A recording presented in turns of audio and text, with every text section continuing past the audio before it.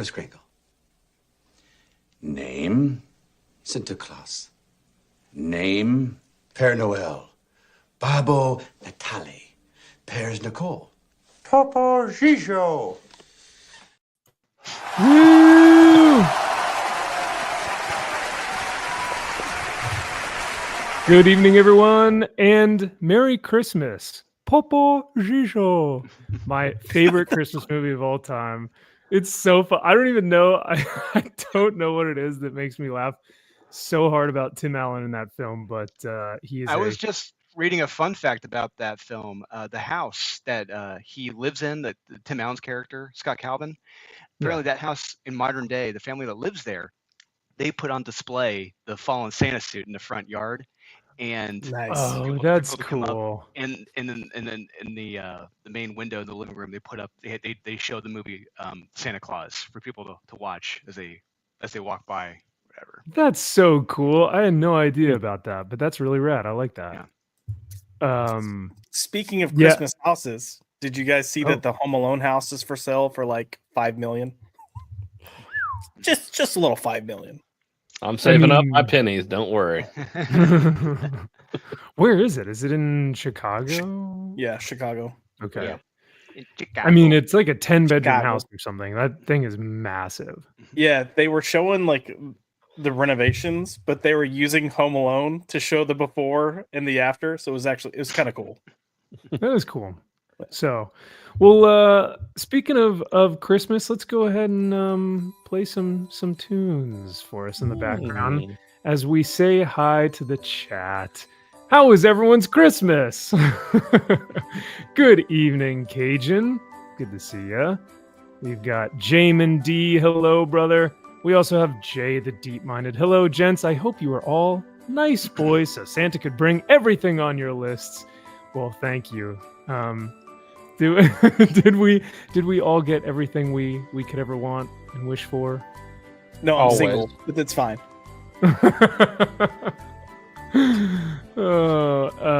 We've got Chris. What's happening, brother? We also have the beautiful, the lovely Nadia. Thank you for being here. I guess we scared Chris. Mark McGrath, who's down with the MVP? You know me. What is happening, dude? Thank you for being here. It's been a while, Mark. Great to see you. Merry Christmas. It has been a while. Nadia. It has, right? Yeah. I haven't said you know me in like months. So we've missed you, buddy. Yeah, good to see you, brother. What a handsome panel indeed. Look at all these young strapping men. Fiend Machine he says $5 million. That sounds like an average home price in this market. Yeah, especially in California. Telling me. Jack Frost, Happy Christmas, Merry New Year. I think you got them switched around, but I know what you mean, brother. Happy New Year. Happy New Year.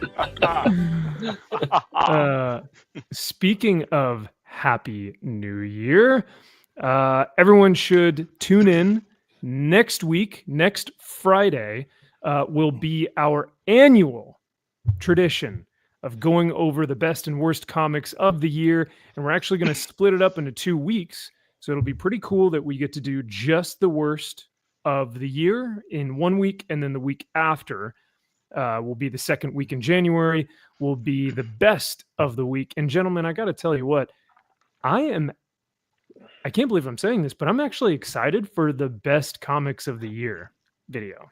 Yes. I'm still working through books. But yes. You too. You too. Yeah. Yeah, I have a very strong feeling, unlike years in the past, our lists are going to be very different. Yes. Which is awesome.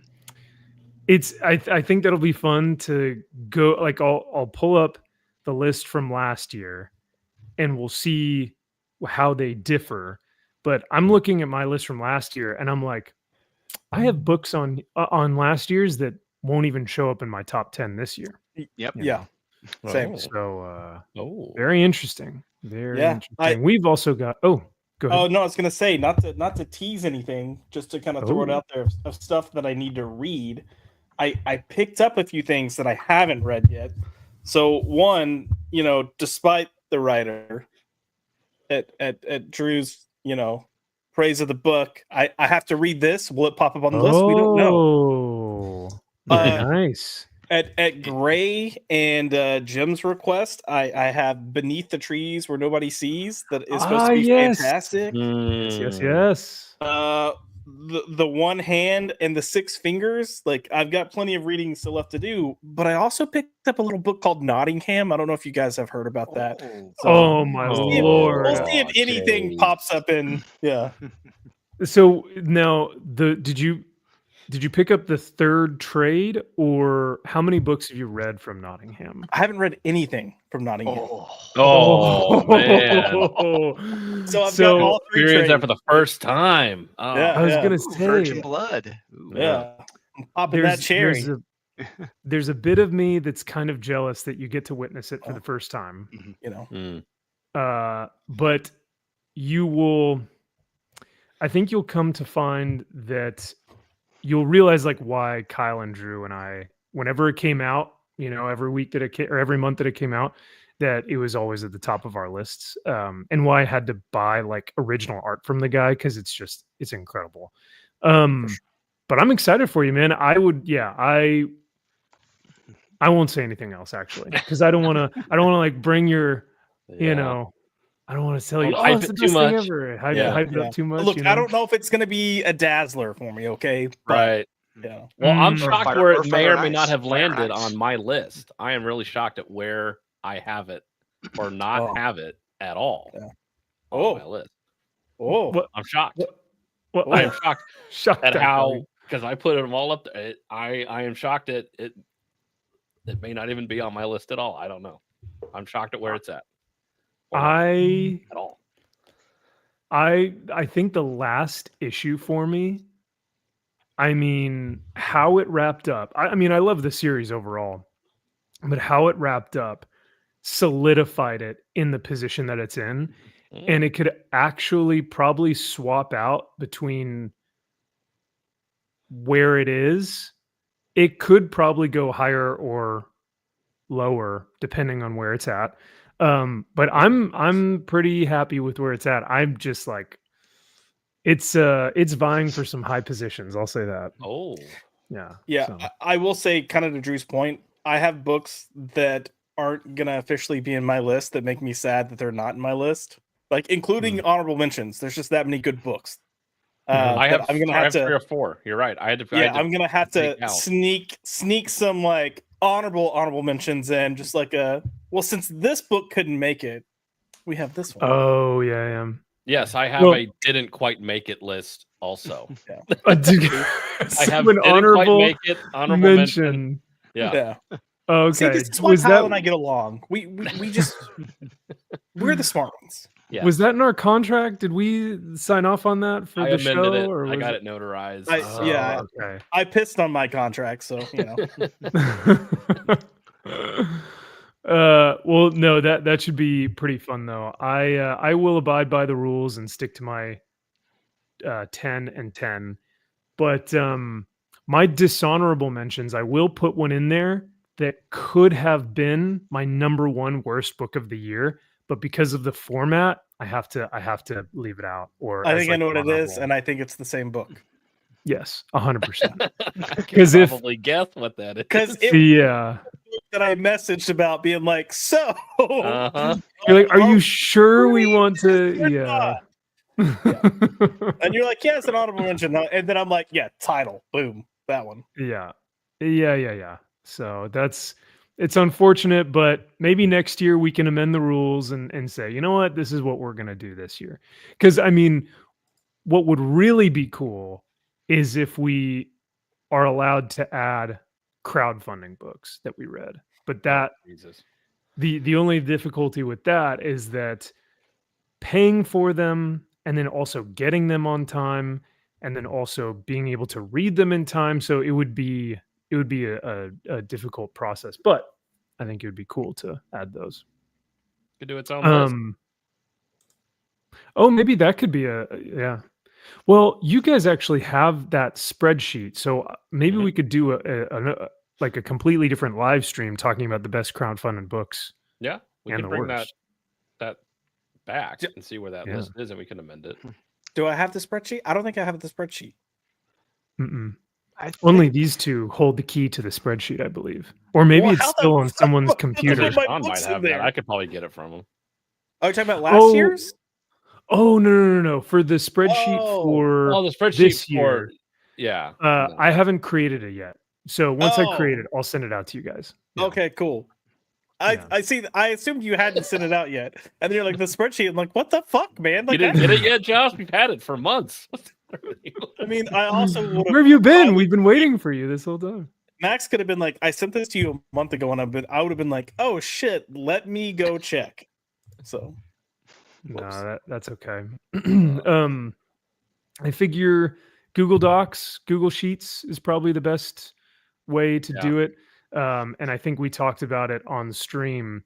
What we'll do is we'll have all of our lists blacked out, but we'll filled out, and then I will go in there, and as we release our names off, I'll just highlight them in white so that we can see the text.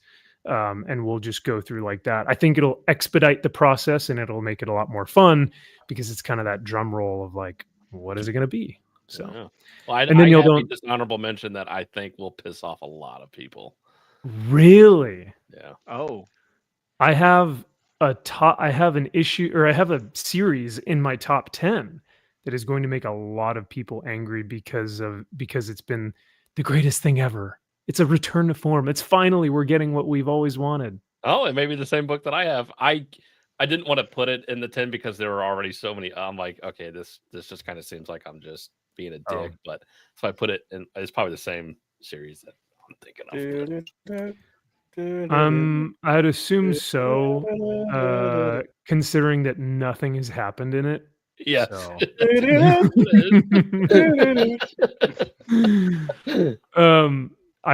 Now, Josh, you were talking a little bit about how you've been watching other YouTubers talk about like, oh, my top 10 books of 2024 or whatever. And they've been putting in all these like, stupid books that you probably wouldn't agree with. I will say I've been watching a few as well. And every single reviewer has absolute books and ultimate books in all of their lists. And I don't get it. I do not understand. It's like a mandatory, well, we have to put the absolute and the ultimate editions in. And I'm like, no. Shilling for access. We got to give the old jerk to Hickman and Slider, man. Absolute Batman almost made my honorable mentions, but I put it in the didn't quite make it pile. Yeah. Put it there. Oh, it's not even listed there for me. Sorry. It pisses me off. Absolute Batman was the only one that I have on my Google spreadsheet that almost made it. It didn't quite make it. It's not in my honorable mention, but it didn't quite make it. That's the only one. Every other one, it's not on another list. It's on another. I don't even know if they made my list for dishonorable. I don't know. I gotta check it again. But one's tentatively on one of them is. I could see that. Well, I think the next thing we have to do, other than talk about the next 2 weeks in January, we'll be doing our best and worst comics of the year. Is I have to, we always talk about shilling. I do unfortunately have to shill just for one moment. If you guys did or did not know, I am still demonetized. So 2 weeks ago, I kind of came on here and talked about how the channel had been demonetized. So if you guys want to send some tips our way, it would mean a lot, just because without the income from YouTube, without the monetization, all of the things that we normally do around here, whether it's the subscription to StreamYards or the microphone or the comics that we buy, whatever it may be, that is now just coming straight out of pocket. So if you guys want a tip, that goes right back into the channel, and it would be a wonderful Christmas present if you guys want to do something of that nature. But there's no, I will not say that it is necessary or required. It's just something that I have to kind of promote, just because, like I said, without the monetization, it's a little bit more difficult. So I'll leave this right down here for you guys. And the link will be in the chat. It's in the pinned comment there. Cajun says, YouTube support is bullshit with helping. You know, it's because they have so many YouTubers on this platform. 95% of them maybe have 1 to 2 subscribers or something, right? Like most of the majority of the channels. No, you don't think so, Josh? Or you were shaking your head like, oh, it's. I was thinking of a joke, and then that was. Sorry. what was the? Oh, I won't put you on. I was gonna be like, yeah, you got some faggot on here with like 531 subscribers talking about fucking comic books like a nerd, and YouTube has to deal with that asshole. Honestly, you are probably in the top percentage of creators because, like, same thing with Twitch. Like, what people don't realize is with Twitch, 99% of creators stream to 1 to 2 people live. So it's like if you're streaming between like 20 to 30 people on a regular basis, you're in like the top 1% of Twitch. So I think with YouTube, it's probably similar in that there's so many creators on the platform that they have to pretty much just, you know, send their work out to India and then have someone from India deal with it there, right? And they don't always have the best customer service because they're not actually looking at a lot of this stuff like personally. So all that being said, yes, they are doing their best, but at the same time, it looks like I will have to wait until March to try and get remonetized. So March, yeah, because I resubmitted my claim, and they said that it's still that my channel is still breaking the policy or the requirements or the copyright, you know, whatever it was. Reused content is what they said in their terms of service. So they said it's still breaking that. So I'll have to delete videos that is breaking that, but they won't tell me which videos. So I just like firebombed my entire shorts because I don't need shorts. They're ridiculous and they don't do anyone any good. So I just got rid of those. And hopefully when I remonetize in March or resubmit my claim, they'll say, yep, that was what it was. You got rid of them all, so you're good, right? But something else, then we really have a problem because I really don't know what else it would be other than shorts. So, oh well. Damn. Moving on. We just had a wonderful Christmas, and I hope everyone had a great time spending it with family or just spending it by yourself and enjoying some Christmas movies. But we've got some gifts to show off. I think these gentlemen have some things that I sent them in the mail. I actually have something that one of y'all sent me in the mail. So I think it is officially time for show and tell.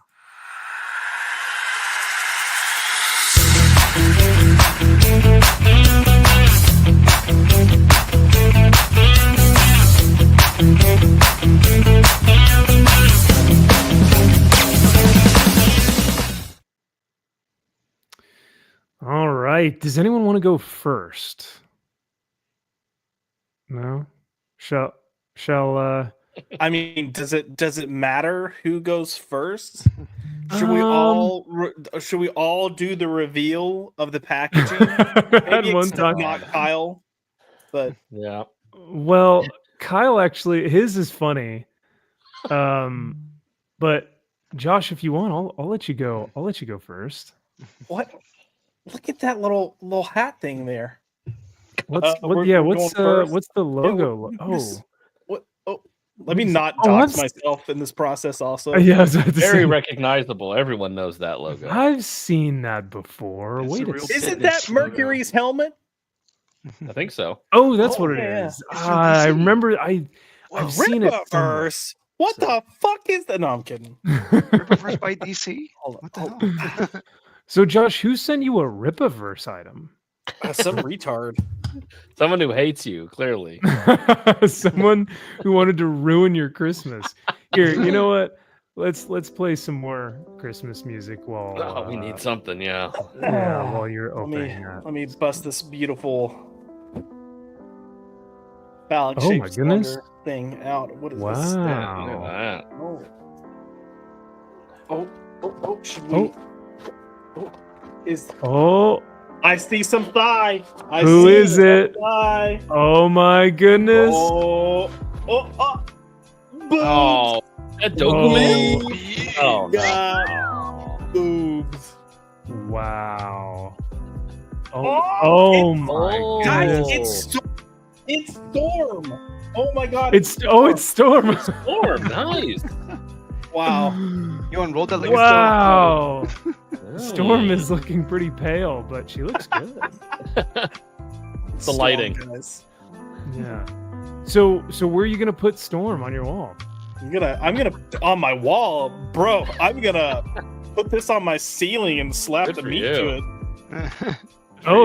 There you go. Yeah, now like we're Rusty at Christmas really Vacation. getting. Yeah. Oh my gosh. Wait. So is it this? Adopt or die. Thanks for the heads up. Sweet dreams, child. You took that like a champ. It was meant to be a death blow. Yeah, that one with a Scandinavian accent. I thought it was Nordic or Norse. What did he say it was again? Like I don't remember what he said. He's a fucking moron. But Danish. That's what it was. I thought it was Dutch.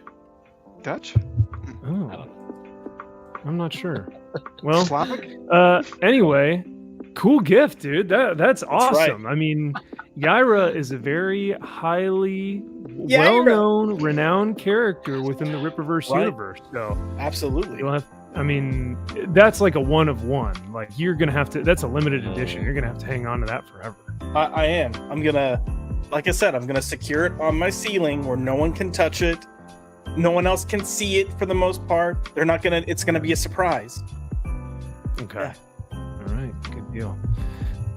Any other Christmas gifts that you got? Any other nerdy comic book items that you got this year? No, this year was kind of sad in the gift category.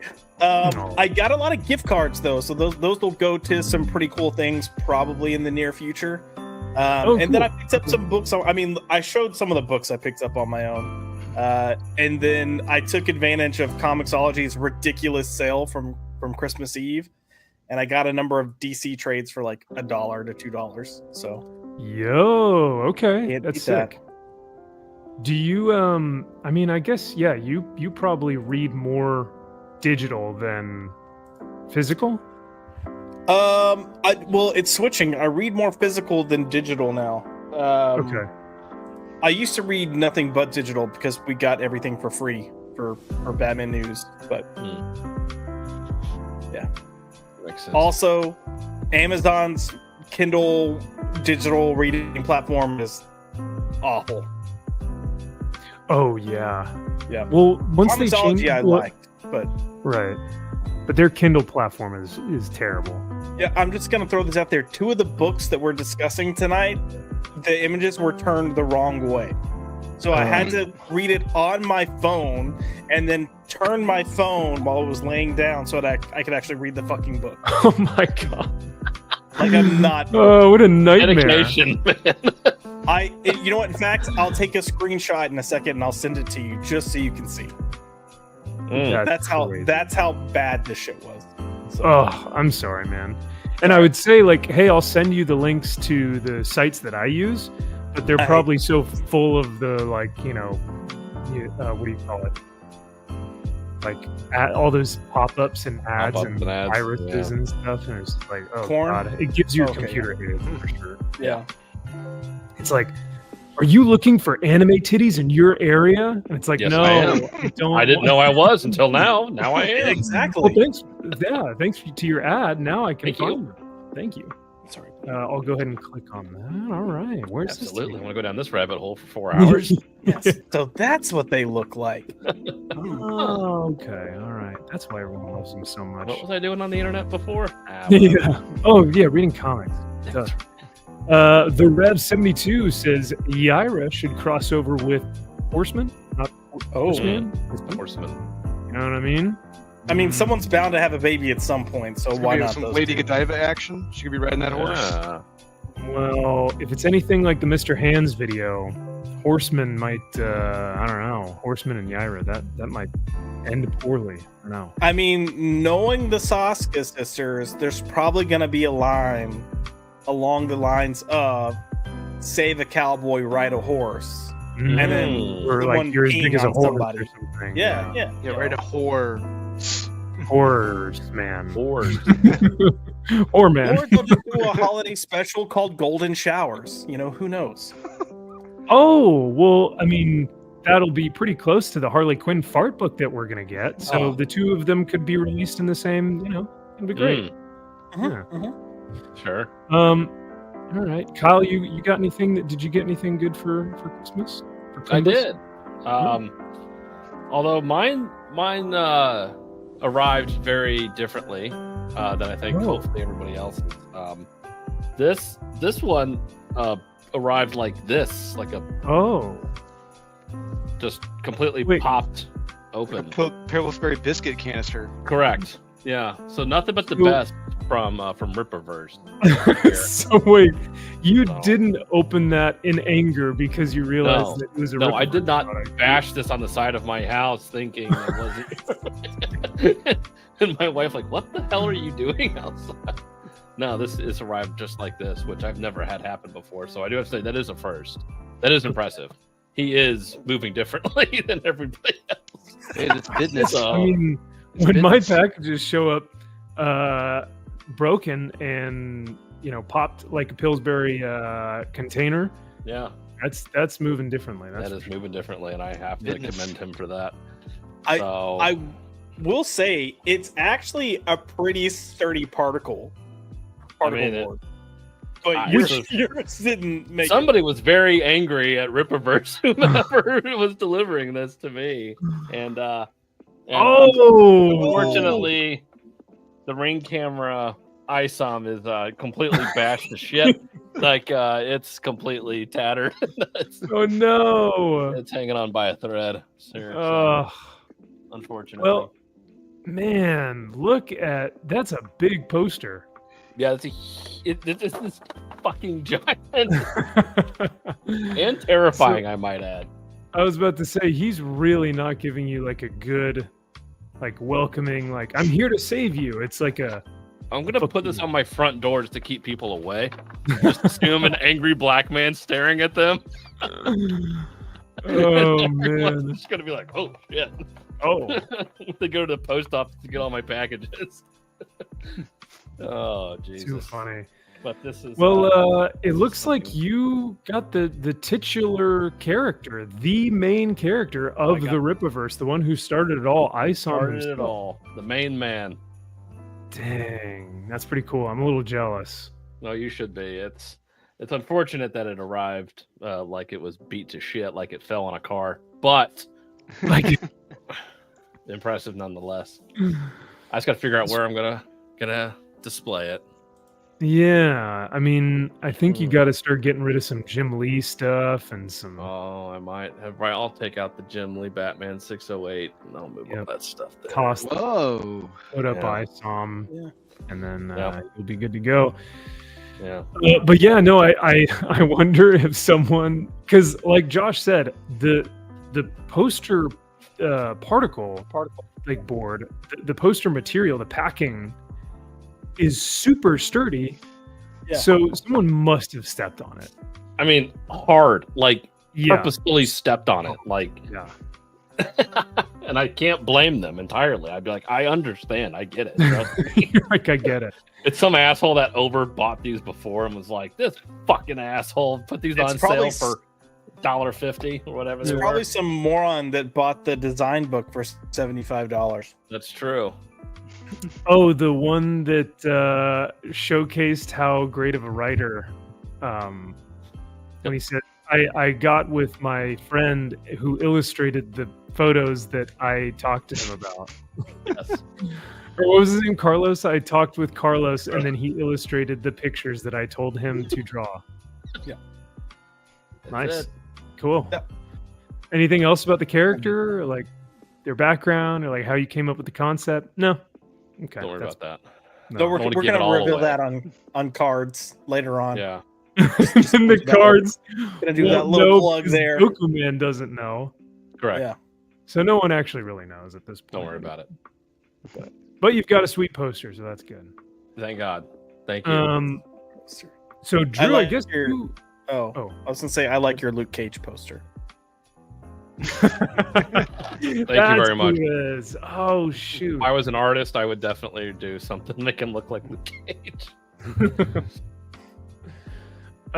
Drew, I think you also have some gifts.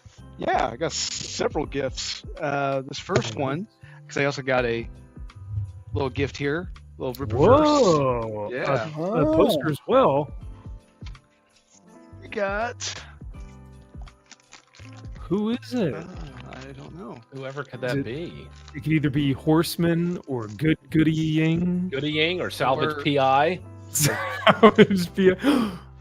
I got that one black chick. Yeah. Oh, Bloodroot. Oh, look at her. Look at those abs. Yeah. Yes, please. Bloodroot. Yeah. Very nice. So she's like the vampire, right? Sure. Or something. Wait, is she a vampire? Sure. Oh no, I think she just like controls blood. Her own Right? blood? I think she can like suck other people's blood. Can she give him sickle cell? No, only she has that. But like, maybe she can like give other. I don't know. That's a good question. I don't know her powers. Why does it look like lightning? Yeah, is that like a lasso, like a blood lasso? Maybe. But I wonder if it's like a lasso of untruth. I don't know. That's important. Did Drew die? Oh, Drew died. Yeah, the poster. He is like, give me a second. I need some time with this poster. I need a minute. I'll be in my bunk. I wonder if maybe like the lasso represents like the chains of her oppression, and she's probably free of the lasso. You know, that she's makes like, sense. you know, I'm not a slave anymore. I'm gonna make I you still my have slave. sickle cell, but I'll still use my powers to take away other people's sickle cell, or so. I don't know. Mm. Do you think she did a video like that one black guy did? Like that one black guy did the "I'm not gay no more." Do you think she did a "I'm not a slave no more"? Maybe we gotta look. She has to say. She has to talk like in her, you know, very feminine voice. And then like drop it down. Before you said very feminine voice, I thought you were just gonna say Ebonics, but that's fine. That works too. Feminine voice. Potato, it's all the same. Oh man. Well, yeah. I mean, I guess that would be the equivalency of the guy going, "I'm not gay no more. I am delivered. I delivered. I don't like men's no more." He like dropped knocked. Yeah. So I guess she'd go up there and she'd be like, "Listen up, bitches, I tell you what." And then she's like, "I am not oppressed I am broken free from my shackles." Like Preach changes it. her inflection. Preach it, girl. She's unburdened. Whatever. By what has been, right? Yeah. That. That one. That tracks. Yeah. Well, I'm bummed that Drew is not. He dipped out for a second. So we'll. Oh, I got one more thing to show off real quick. Please do. So this was. By the way, is the music okay? We were hearing it a little bit loud on our end, but if you guys can hear it, fine. We'll keep it at this level. So Drew and I went and saw Nosferatu. Yeah. Is it good? In theater. And you didn't like it? Oh, I loved it. I thought it was fucking amazing. Whilst there, though, I happened to pick up the Nosferatu popcorn bucket. What? Oh, that's cool. All right. 10. Oh, really? Yeah. Did you actually eat popcorn out of it? No, but Drew did. Oh, all right. Drew got one, and he ate his popcorn out of it. I did not. Oh, it's got rats underneath. I'm back. Is that true? Did you? Yes. Oh, see? Yeah, there it is. See? Yeah. It had popcorn very in it. nice. Yeah, it was delicious. Yeah. So. Did it taste better knowing that it was coming from the undead tomb of Nosferatu? Count Orlok? Absolutely. Yes. Yeah, nice. So you got some other stuff to show off, right? Other than Bloodruth? Yes, I do. Well, I know like Bloodruth is kind of the peak of the presents that you got, but you can show off some other stuff that's kind of, whatever. It's hard to top that, but yeah, some of these guys they're close second. Okay. Yeah, all right. This first one, this cost me $75. Extreme Sacrifice, out of print from Image Comics, Extreme Studios.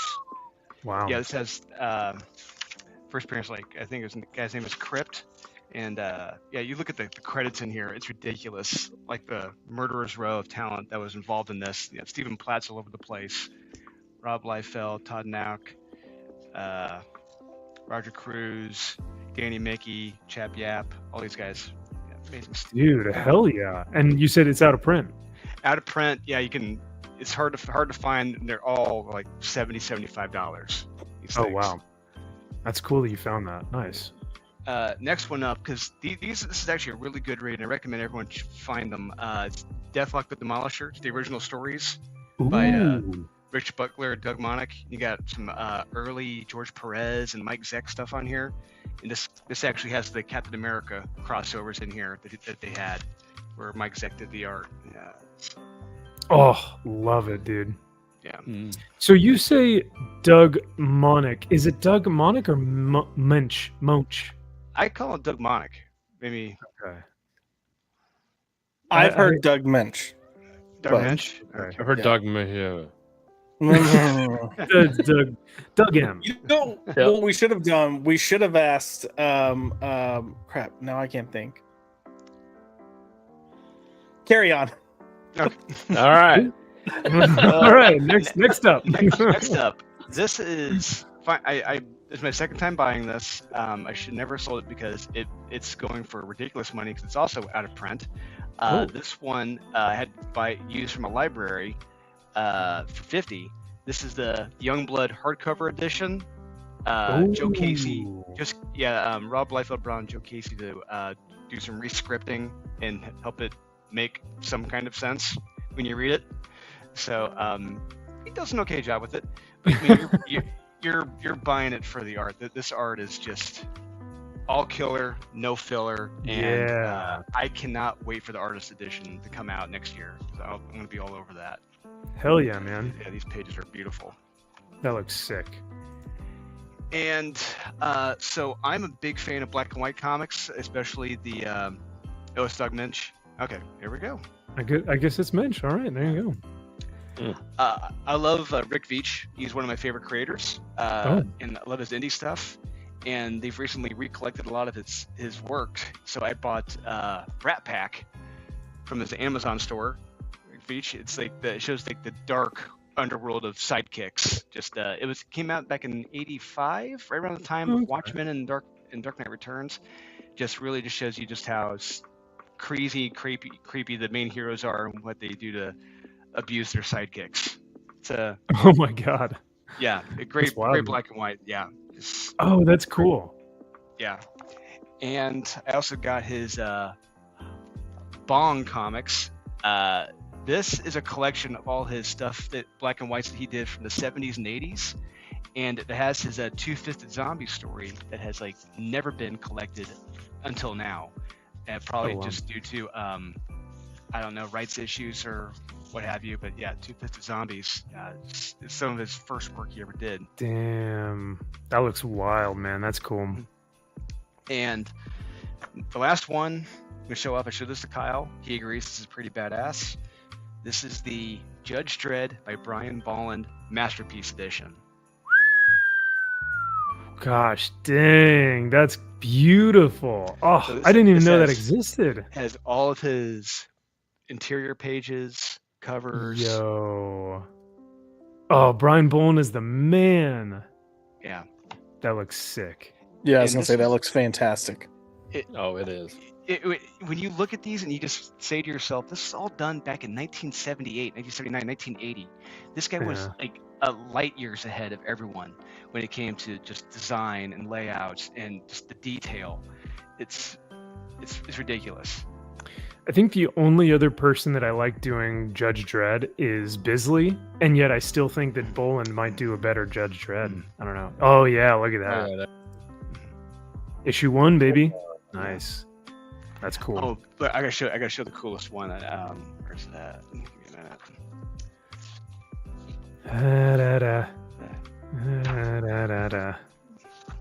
Enhance. There we go. It's got the three judges. Oh my god. Yeah. Look at that. That looks incredible, man. How cool. And that was an interior page. That wasn't a cover. Yeah. Man, he was doing Dark Knight's Metal before it was cool. Yeah. So decades. But yeah. I mean, Dark Knight's Metal just took his stuff and was like, oh, we'll make it even cooler. You know, because Dark Knight's Metal is like better. Yeah. That's the most metal badassery of badass. Yes. Much better than like Midnight Suns or any of that stuff. Like it's just light years above. So yep. Oh, and lastly, this is the last one I got. Oh, yep. Yeah, that's great. That one's really cool. Yeah, I dug that when I saw it in the group chat. Don't we all have issues? Issues. Kelly Jones, this was what you were talking about earlier, Josh? This is, I was like, we should have asked. I was trying to like name drop, you know, when we were having breakfast with Kelly Jones, we should have asked him how to pronounce his name. But then I just shit on the moment and forgot his name. And I was like, wait. So, yeah. Carry on. Yeah. Carry on. We should have. There's so many names I need to ask him. Like, I remember 2 weeks ago, we were talking about, is it John Buscema? Buscema? Buscema? Is it a sh or a se? I don't know. But Jax.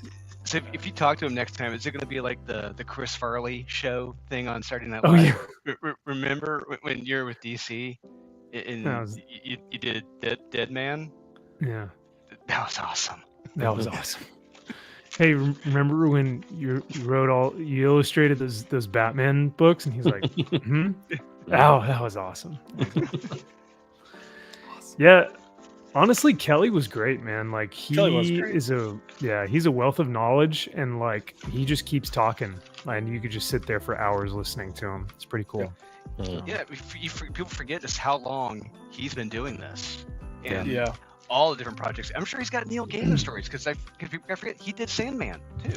So I'm sure he's got stories about like how insanely detailed those scripts were he had to deal with. Oh, I have real Neil Gaiman, what he's been doing, Doug. Well, notice how quickly that story got swept under the rug because everyone was like, "Oh, we like Neil Gaiman, so we'll just, we won't talk about this one anymore." So, he didn't hypnotize anyone. Yeah, right. The other thing I was going to say about Kelly is that if we were to have crowdfunded books on our best and worst of 2024, I think Kelly Jones's Dracula might be on the honorable. Really? Yeah. You think so? I think so. Okay. Following Vlad the Impaler, it's pretty damn cool. Would it make your top 10? That's tough. Okay. Because it's a totally different format, I don't know where it would rank within just like a 22-page issue, you know? But Amanda Manethrin, he says, MVP, hey man, hope your Christmas went well. Have you seen the new Chuck Dixon Kickstarter for the French Baron comic? No, I have not. Gentlemen, have you seen that? French Baron? I don't know what any of those words mean. What the fuck is it about? Yeah, I don't either. Well, Christmas, Christmas. That's okay. One, but, I got that. Chuck Dixon, those two. Chuck Dixon, prolific Conan, Punisher writer. Yeah, has been writer. Right. Ripperverse Hack is doing a Kickstarter. Oh yeah, Ripperverse writer, Horseman writer. That's that Chuck Dixon. I mean, that Chuck Dixon. Yeah, when you said like Conan and Punisher, I was like, what? I don't know. Then you said Horseman or Alpha Core. I don't know anything else that he's done. And then I was like, oh, I know I know who you're talking about now. Got it. So. But no, Amanda Manethrin, Nathan, thank you so much for bringing this up. I'll have to check this out, man. That sounds awesome. Chuck Dixon writes like a comic a day, I feel like. It's so hard to keep up with him, but he does some amazing work. So this was also, a great book of his. He also adapted The Hobbit. They're taking the hobbits to Isengard. So I will, speaking of crowdfunding books, I'll go ahead and show off some of the things I got this Christmas. Here comes Calico. This is, let's see here. HH and the boys over at Sigma Comics. I was starting to read a little bit of this. It's pretty damn cool. And the first story is titled Duty by Mike Barron. And then the second story by HH is called Honor. So I thought that was kind of cool that this book has Duty and Honor as the two stories in it. But got this in the mail. Super excited about that. The next one is a thick boy. And this was recommended to me by none other than the handsome member of the panel, Josh McDonald, over at Pop by Culture. This is Batman No Man's Land. Ooh. So I have not read this bad boy yet, but he said that this is a quintessential read for any true Batman fan. So I definitely am happy to have this in the collection. I do now, Josh, I do need to read Road to No Man's Land, correct? Like that's like the prequel kind of. You can. I mean, all, not to give anything away. Well, main story plots of Road to No Man's Land. You have Cataclysm, which is an earthquake, destroys parts of Gotham. That's why it's in the shape that it's in, and everyone kind of gets free from Arkham. Well, that just summed up the $125 omnibus. So thank you for my money. Yeah, you're good. I had the novelization. I think Greg Rucka wrote that. I believe so. Read it back in high school. It wasn't bad. It was all right. Yeah. Cool. Even Jamin in the chat is saying Road to No Man's Land is awesome. Hell yeah. Okay, that's fine. And then the last thing I actually have to show off as a video file because it is too big to show. Or actually, two last things. The first one will be a video file. This is Michael Golden's artist edition of Marvel Stories. This was my Santa gift to myself this year. I was like, I got to put this into the collection, and man, this is something else. I'm gonna do this so that it's touch it. So it does have the Avengers Annual in there. I believe so. Oh. So, Good. The opening page of this thing, oh my That's god, Avengers Annual. Cap just like getting crushed. And I was just America like, just beat to shit. That's what I want to see. Yes, finally. Yeah. It's about time. Where it belongs. Just Yeah. fucking rubble. Yeah, hell yeah. Oh god.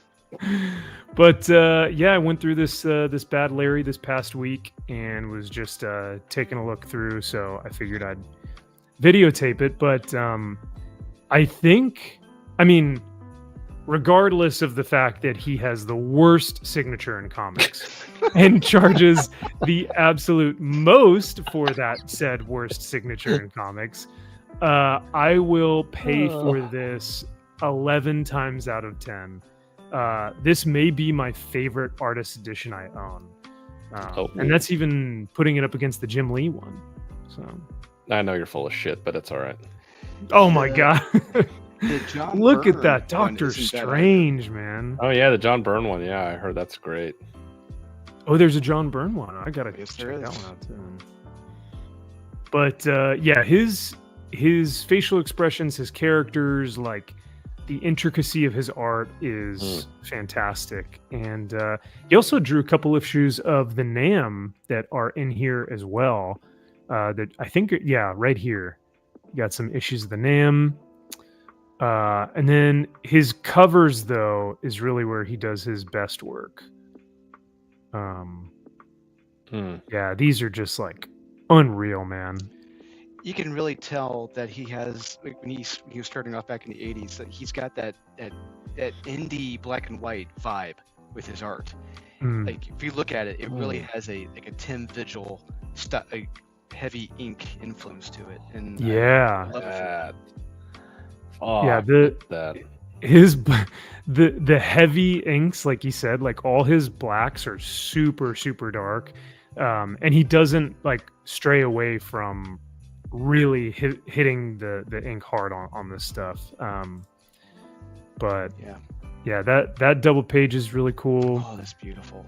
There's another one. Hulk is awesome. Oh, that Cyclops is. Oh. Dude, this when I saw the man himself, Cyclops doesn't get enough love. So when you see him in like this action pose, it's like, damn, that's cool. Not quite what we're getting now, the real Cyclops, but it's pretty close. By the shitty Stegman, like the half-ass Stegman art that he's like not really putting any effort into. Hey, he can barely do half a comic book now. Right? Yeah, you have to show up to give half an ass. Yeah, you actually have to show up. Well, I mean, with Marvel paying their artists like $20 a page now, I don't think, it's like fuck this. Yeah, his Punisher and his Doctor Strange were blowing me away, man. His stuff was incredible. Oh my god, look at this one's so sick. I know it's tough to see because it's sideways, but it's Spider-Man, Daredevil, and Punisher, and all of the shell cases. The casings. It's like, it's crazy. Some people don't realize this, or they may not know this, but Todd McFarlane got his influence for like the webbing and like the noodle webbing. He got it all from Mike Golden. Michael Golden. Golden was the guy who was doing that with Spider-Man first. I believe it. 100% believe it. Nice. So. Even I don't know if you're going to flip to it, but that Ghost Rider that was teased. Yeah. That looks bomb. Yeah. And he's got a silver surfer. This is all AI. This is crazy to think that even back then. All 3D assets that he did it's amazing himself. To think that even back then they were still doing it. Wow. Yeah. His Man-Thing and She-Hulk were actually pretty dope as well. There's a Silver Surfer in here on a double page spread. Oh, beautiful Valkyrie. Once again, another Doctor Strange. Strange, I love that. Yeah, these are just kind of cool pinups that he had. Oh, this Doctor Strange is unreal. So that image was actually a portfolio cover. That is like a Michael Golden portfolio. You can buy like it came with like single it came with like single covers that he had done, whatever. And that was the cover to that portfolio bag. Oh, dude, if like, I wonder how much that goes for. Like the original art for that. 50,000, 15. Any of this stuff. Any of it. Well, I mean, if it's anything like his signature, like I said. I'm saying he'll sign it for you for a price too. Yeah, right. Oh yeah, imagine you're like, oh, I bought your $50,000 piece of original art. Can you sign it for me? And he's like, oh, that'll be an extra 40. Yep. Fair. What was it like working on this? It was fun. Yeah, it's all right. It was cool. Tell me about how you came up with like, the facial expressions and that issue is so quintessential to like X-Men lore. And he's like, yeah, it is. It's like, okay, thanks. That cool. Previous page, that Age of X. Oh my god, this page too. Holy crap. Yeah, I had to kind of speed it up, or else it would have been like a 30-minute video. But man! And then this is actually the cover of the artist edition, but they have it in here as well, second time. But I like the juxtaposition of having like the Sentinels in the dark, like kind of in the background, and then the X-Men in the foreground, like that.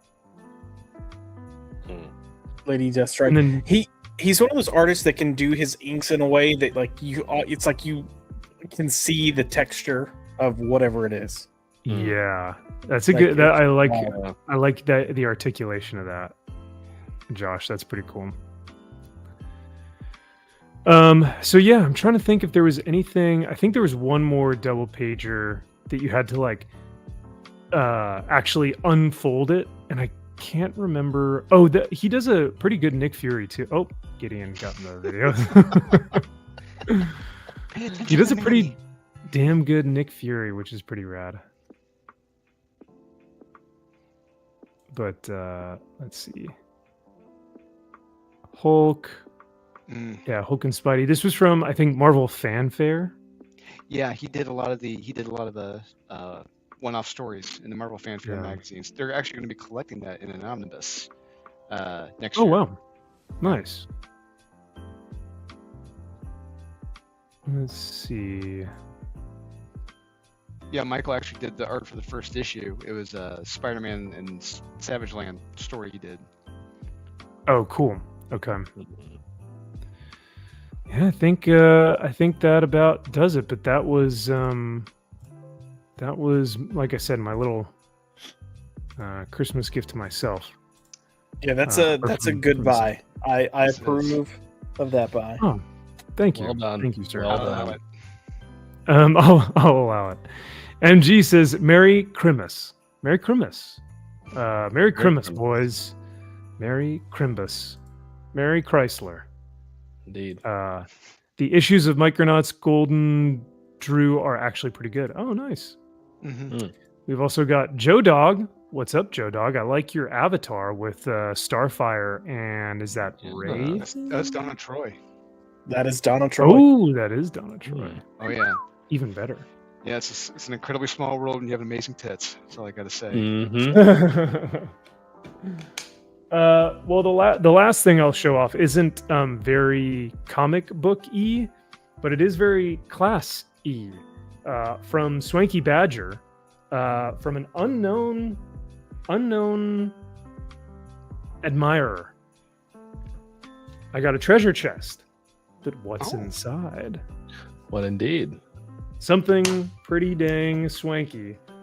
It is not a cigar box. Oh. But whiskey? It contains, a whiskey glass set or a Scotch glass set. So let me go ahead and go full screen here for y'all, because you guys got to see this. It's beautiful packaging and everything is like super nice. But the coolest thing about this is that it is actually personally engraved. And I don't want to break anything. See, it says MVP right there. Look at that. Wow. That's cool. That's one So, hell of a gift. 1775 MVP reserve. And on the back, it says courage, sacrifice, legacy. Beautiful. And then on all the glasses, it has my last name. So, there you go. That's cool. But, yeah.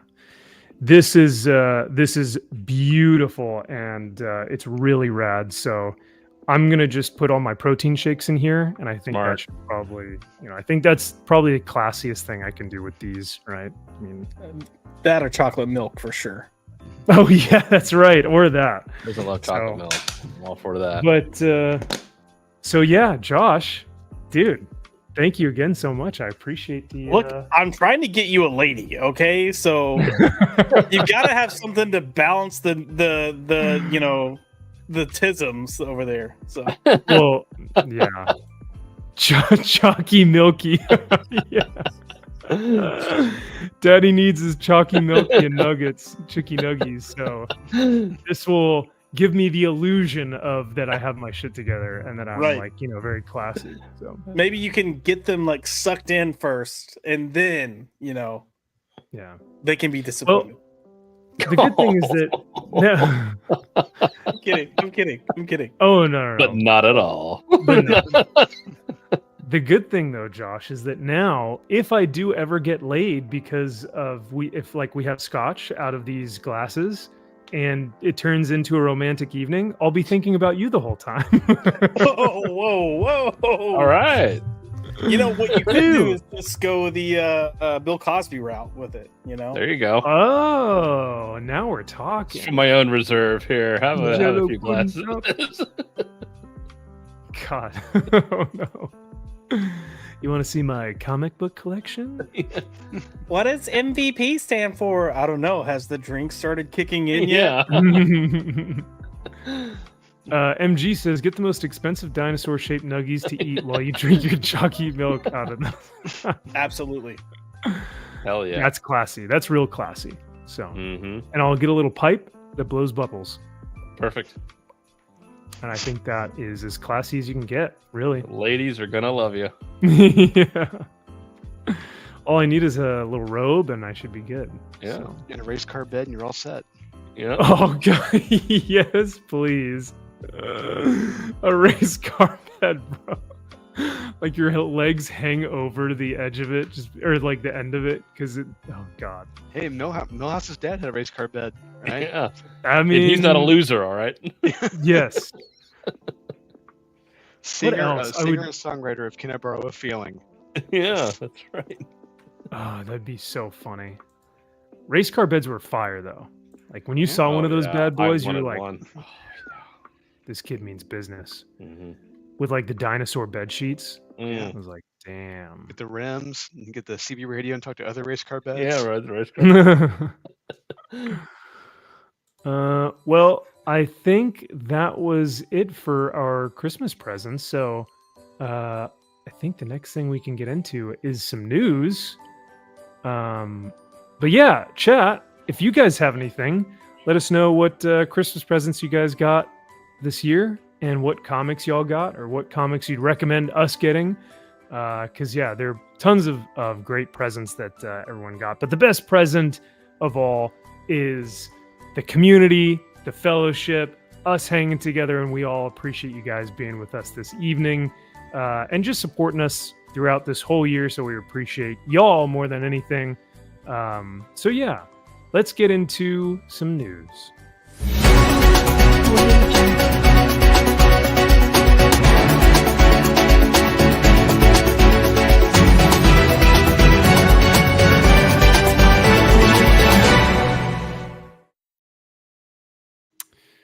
All right, first up, did y'all know that Transformers is on its 10th? Yes, you heard me correctly.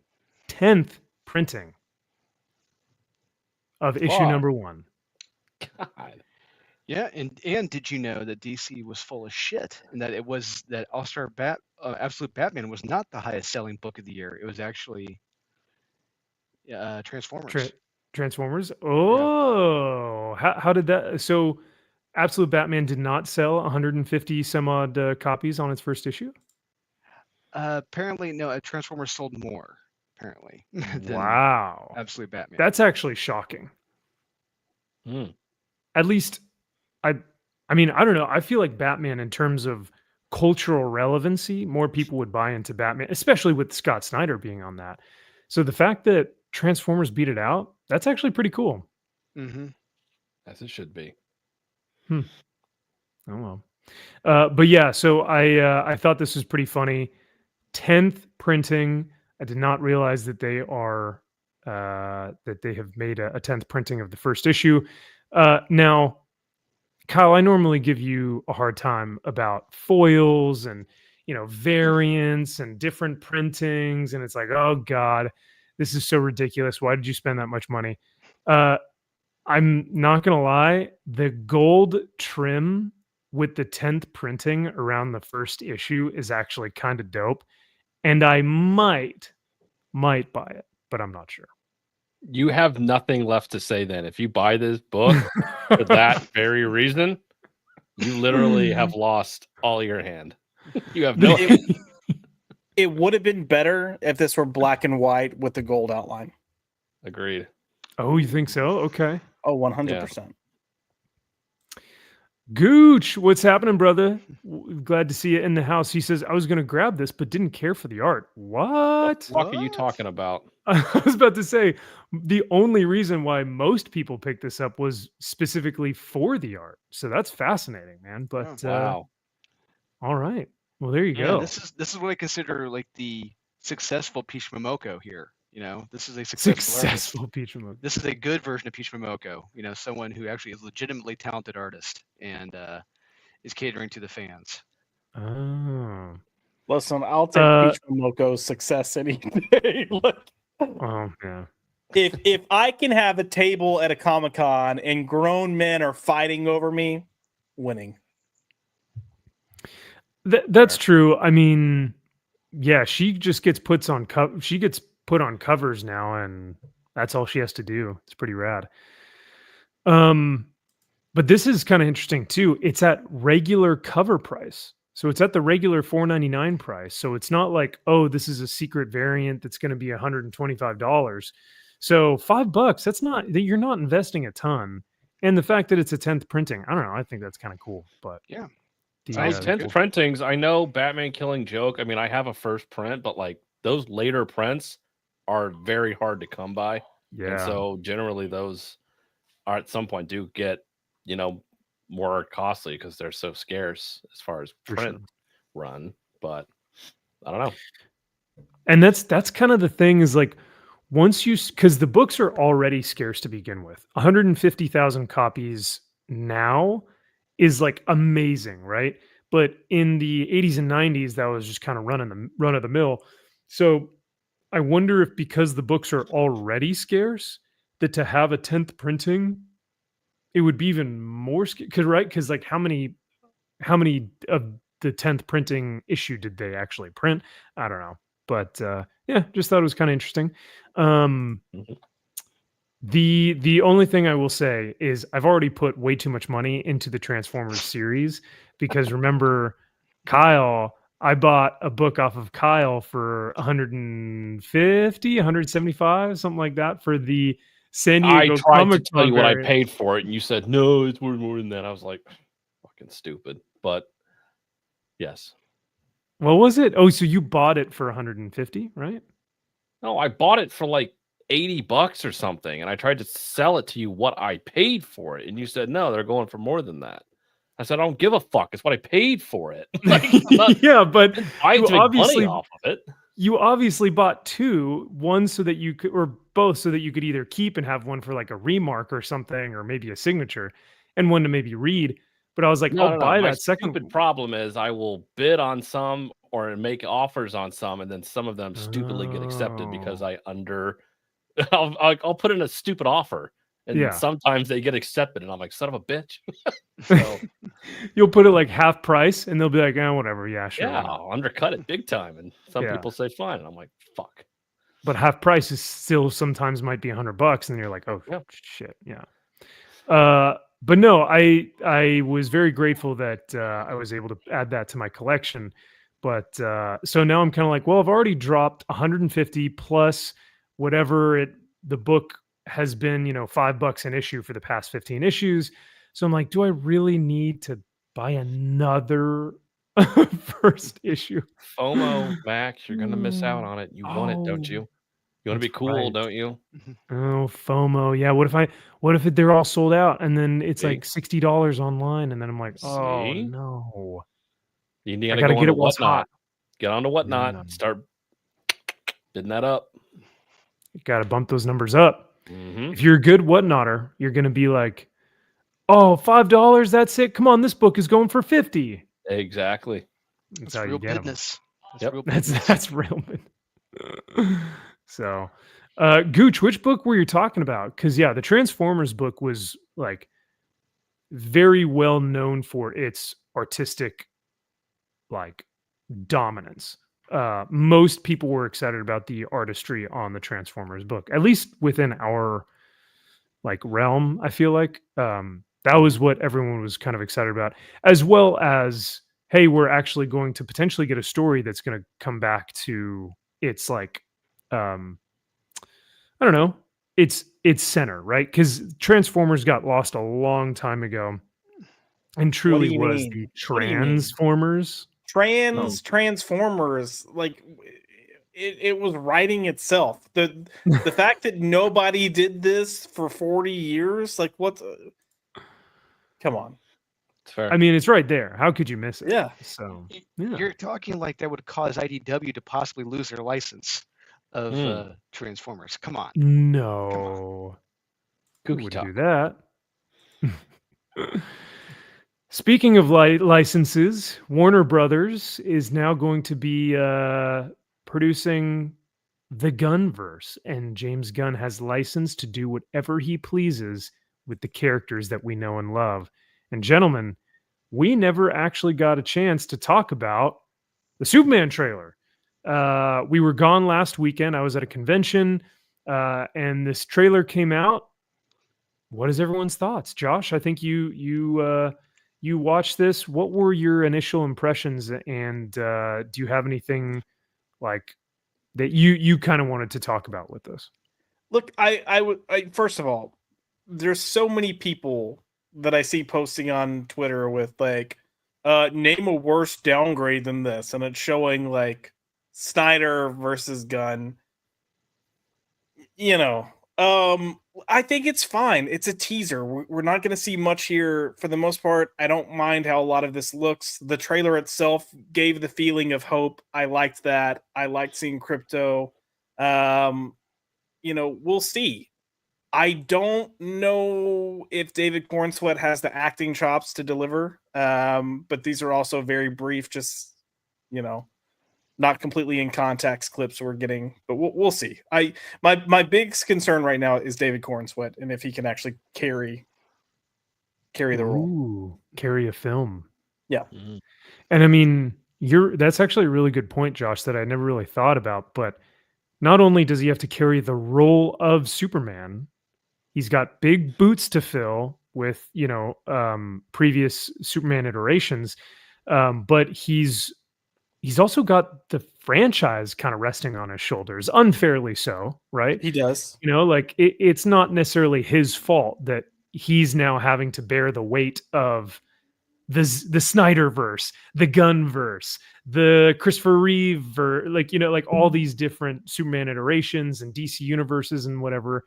But yeah, he really has he's got the weight of the world on his shoulders right now. And yeah, will he be able to deliver? And here's the thing, like, people say like there's big shoes to fill. He's got big shoes to fill in terms of Henry Cavill. I think Henry Cavill was probably the perfect Superman. However, he never got a good script. So that's the only negative aspect of that, we didn't even get from Henry what we would have hoped we would have gotten. I agree. The suit's really odd. Because there are times when David Cornsweet looks small. And this guy's 6'4", and he got jacked for this role. Like, he got jacked. So it's weird that the suit makes him. This is my favorite clip in the entire trailer. Like, to me, that's Superman. Like, loved it, great. But I think strangely enough, the thing that people are going to walk away talking about is going to be Lois. Because I think that casting, I don't know if you could get a better casting than what they got. She's a great actress. Yeah. Oh, you're saying that's probably the best decision they made was Lois? As far as casting, absolutely. Well, Nathan Fillion as Guy Gardner is almost perfect casting, but then they made him, he's going to be riding around in a white van asking kids if they want candy. So, so bad. Yeah. Wait, you said he was the best cast as Guy Gardner? No, I said I think I think that's a good casting. Because Nathan Fillion can either play a dumbass or he can play a total prick. So he can do both really, really well. But they made him look like a retard. Yeah. He looks like Simple Jack from Tropic Thunder. Yes, he looks like Stewart from Mad TV. That's what he looks like. That's what it is. He's gonna come onto He's gonna come on the screen and be like, "Look what I can do," and like whip his ring out or something. But or Mo from the Three Stooges. Yes. Yeah. So I'm actually pretty upset with Nathan Fillion's casting. I love him, but all DC fans have ever asked for is Nathan Fillion as Hal Jordan. And then they just go, haha, that's a good one. Let's have him be Green Lantern. Oops, not that one. We'll have him be Guy Gardner. And it's like, God, it's the simplest thing. It is the simplest thing. And they didn't want to do it. And to me, it just makes me seem like they are either so completely removed from their audience, or they know exactly what their audience wants and they want to subvert it. I don't know. I mean, I think it's one of those things that people have been wanting that for like 15 years. Yeah. Like it, but there's a point where when you want something that long, it's like it overstays its welcome, or people have built it up too high in their head of what it's going to be, and when it's not specifically that, it doesn't live up. I'm okay that he's not Hal Jordan. He's reaching a certain age that it's like, you know what, it's okay. And I know that they have Kyle Chandler coming in as Hal Jordan, but you know, it's fine. I don't know if I know who that is. Friday Night Lights, the coach. Mm-hmm. I'll have to look at that one. The Rev 72 says Lois looks cute. If you want to see her really cute, watch season 1 of House of Cards. She looks really good. Wow. Okay. See, I think I kind of like the more Girl Next Door look. Right? I mean, that's kind of the vibes that she gives off, right? Yeah. As opposed to like supermodel Mary Jane, who's supposed to be like a bombshell, like drop dead gorgeous, right? Like Lois is supposed to be just kind of your every woman, right? Yeah. Mm-hmm. At least that's how I sort of like kind of like the tomboy of the family. Ah, okay. Yeah, like Lois can girl it up and be sexy when she needs to, but I think part of it is that it works well with the character. Like when you think of her dad being this military guy and she's growing up in a military household, and then this kind of idea that she's one of the top reporters, so she's got to throw down with the boys to get the good. Like I think you need that kind of like, I'm not the prissy, you know, like pretty, but she can be that when she needs to. Oh, absolutely. Yeah. Oh, sorry. One last thing that I was going to say is we keep talking about Henry Cavill. The other thing that we need to talk about that David Cornsweat's going to get kind of compared to is Tyler Hoechlin, because despite it being CW and despite the super low budget, that's the best iteration we've gotten of Superman since the 70s. And I'm not going to lie, since the Christopher Reeve films, he had the single best line, which is in that pilot episode. Thank you. Thanks. My mom made it for me. Oh, they've had a number of good best line. Yeah. Directly straight out of Superman for All Seasons. Yeah. You know? Like that was what Superman, it embodied so much of what Superman is. Just the smile, the poise, the optimism, the hope, like a lot of that was embodied by, what's his name, Josh? Tyler Hoechlin? Tyler Hoechlin. Yeah. So, but you're right. I mean, that'll be another obstacle that Cornsweat has to face. So Gooch is saying that James Gunn's ego is going to be the downfall of the DCU. There's a lot of things working against this whole thing, because apparently there are like sects of DC fans, right? And I love what Gary always says about this, but like DC fans are rabid. Like they are, like you've got like Trump fans and you've got like Tom King fans, but then you've got DC fans, and DC fans are in a different breed entirely. But and they will kill people. And it's only getting weirder now because of the whole Matt Reeves factor with his Batman films and the Penguin. And it's like, so if James Gunn has all the control and the Penguin is this big a hit, it's like, what are you going to do, man? It really feels like James Gunn is trying to sabotage the next Batman film. He does not want it to come out. It really does feel like that. Yeah. Especially now that they've announced that the next Batman film won't come out until 2027. Robert Pattinson, he's going to be Ben Affleck's age when that comes out. Yeah, that's crazy, dude. Ugh, that's wild. And so, yeah, you kind of think to yourself, like, is James Gunn just delaying this so that he doesn't have to worry about the Matt Reeves Batman anymore? But considering the Penguin is probably one of the best things we've gotten in a decade of Warner Brothers DC stuff, like, I don't know, man. I don't know. You know what I think it might be? I think it's a situation where Matt Reeves had this idea of what he wanted to do with this whole Batman world and universe. And then when things started going south, and they're like, we're just gonna kind of scrap the DCU. We're not gonna do this anymore. But then the James Gunn aspect of it stepped in, and we're relaunching. So then it's like, okay, we're gonna kind of dwindle down on this Matt Reeves stuff. I think since then they've realized, you know what? We don't have to have one just giant shared universe. Like, let him just go do his shit with Batman. Batman is big enough in its lore and characters and fanfare that you can have your own Batman universe and then have a DC universe. Like, just do it. Because they were supposed to do a whole Arkham series that got canceled. Now there's whispers that it's coming back. They announced the Clayface film that they're doing with what's the director? Matt Flanagan? Mike Flanagan? Yes. So that's even weirder, Josh, because I'm fairly certain James Gunn had said, we're not making any films until there is a completed script. And as far as I know, there is not a completed script for Clayface.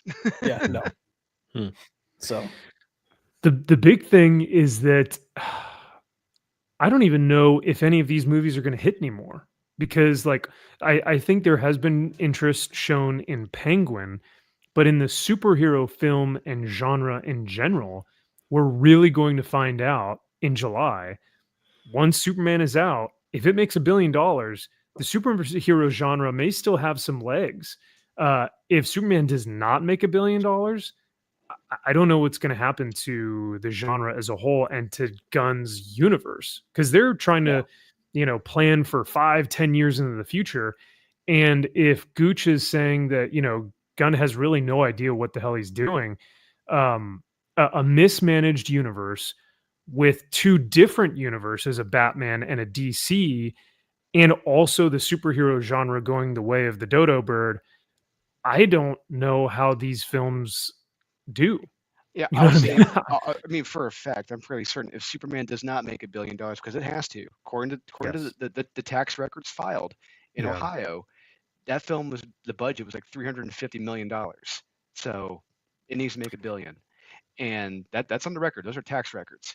Yeah. But if it doesn't hit $1 billion, I mean, we're not going to see a Tom King Supergirl film. We're probably going to see a condensed, if at all, Green Lantern series. And we're going to start hearing about these projects that we're not going to let that happen now. Just going to kind of drift away like Rian Johnson's Star Wars film.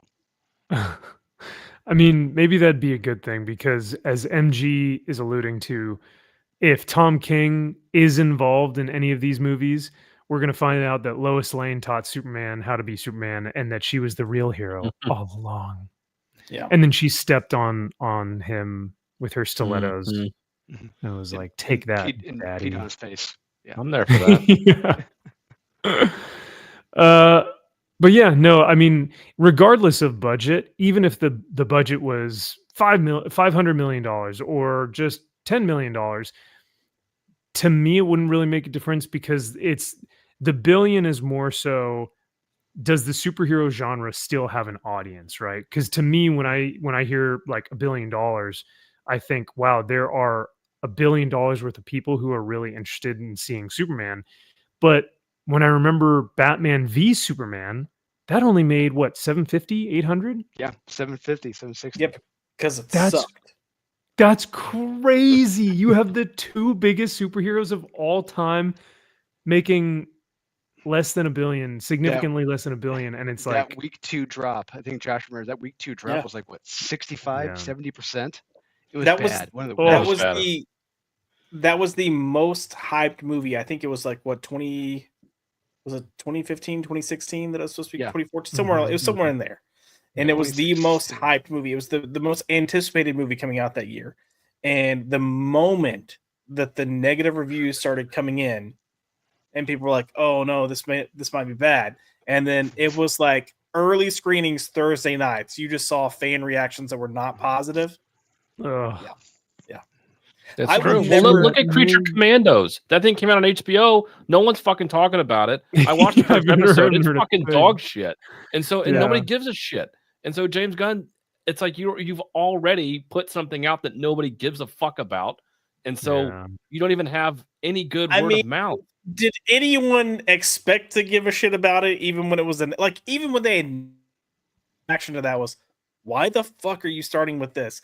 That felt like okay. I was having a conversation with one of my friends, Brandon BD, and he said something that I think is actually very on point. He made a comment that he feels like Warner Brothers felt like they had to have this giant universe. And that's why they just threw out all these announcements all at once. We've got to get something as fast as possible. It's going to be Creature Commandos. Like that's kind of what his assessment of what he thinks happened is. And now they're realizing, oh, based on what we're seeing with, what will happen with the Penguin and kind of where people seem to be leaning, that may not be the case. So let's pull back now. So, yeah. Well, Kyle, what did you think of the teaser trailer? I liked it. I went in, I didn't go in arms folded, but I obviously going in very, very skeptical about this. I was one of those, I will never forget when it was announced that Heath Ledger was going to be Joker. I was one that said, he's fucking terrible. That movie's going to be awful. Why the hell? A gay cowboy? Yeah, why would you cast him as Joker? That is the dumbest thing I have ever heard in my life. And I was proven wrong big time. And I'm like, holy shit. Okay, I will try now to be like, okay, just because somebody's cast as something, I'm not just going to be like, no, terrible, stupid. And so I wasn't, but something as important as Superman is, you go into it, with a lot of baggage. There's a lot of baggage with Superman, unfortunately, at this point in time. And you can't just be like, well, pretend it doesn't exist and just act like it never. It's like, it's impossible to do. And so after this teaser, I was like, he may have something here. I'm not completely sold, but it's not this movie's going to suck. It's not, this movie's going to be a home run. I'm hopeful that this could be pretty good. And I want it to be good. I want it to be awesome. I want it to be the best Superman movie of all time. And I want this guy to just take the reins and be like, I'm fucking Superman, and be like, okay, great. Like, let's run with this. I'm very excited. So, yeah, there were moments in this trailer that I'm like, hell yeah. Like, let's go. Like, I really want to see this movie. And it helped that, my wife is from Cleveland, and I've been to a lot of these places that were shot in this trailer. So I'm like, oh, that's cool. I've been in that building before. Like, that's pretty awesome. That shot, I have pictures of me in this building. It's an old arcade. Oh, nice. It's called the Arcade. It's an old building. It's really awesome. I love it. Very Art Deco. Yeah, there were some shots. I love this shot in this. Yeah. So I'm hopeful. And I think that is what you want from a teaser trailer, is just the atmosphere, the themes, the vibes.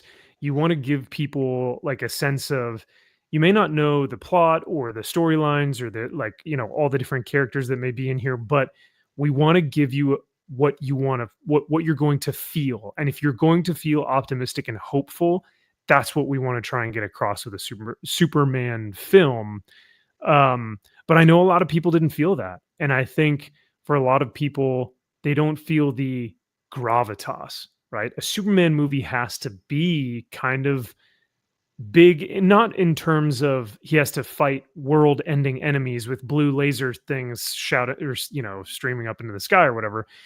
But I think it does have to have the weight of, Superman is the best of us. And it's a heavy burden to bear. So which is why those movies hold such weight.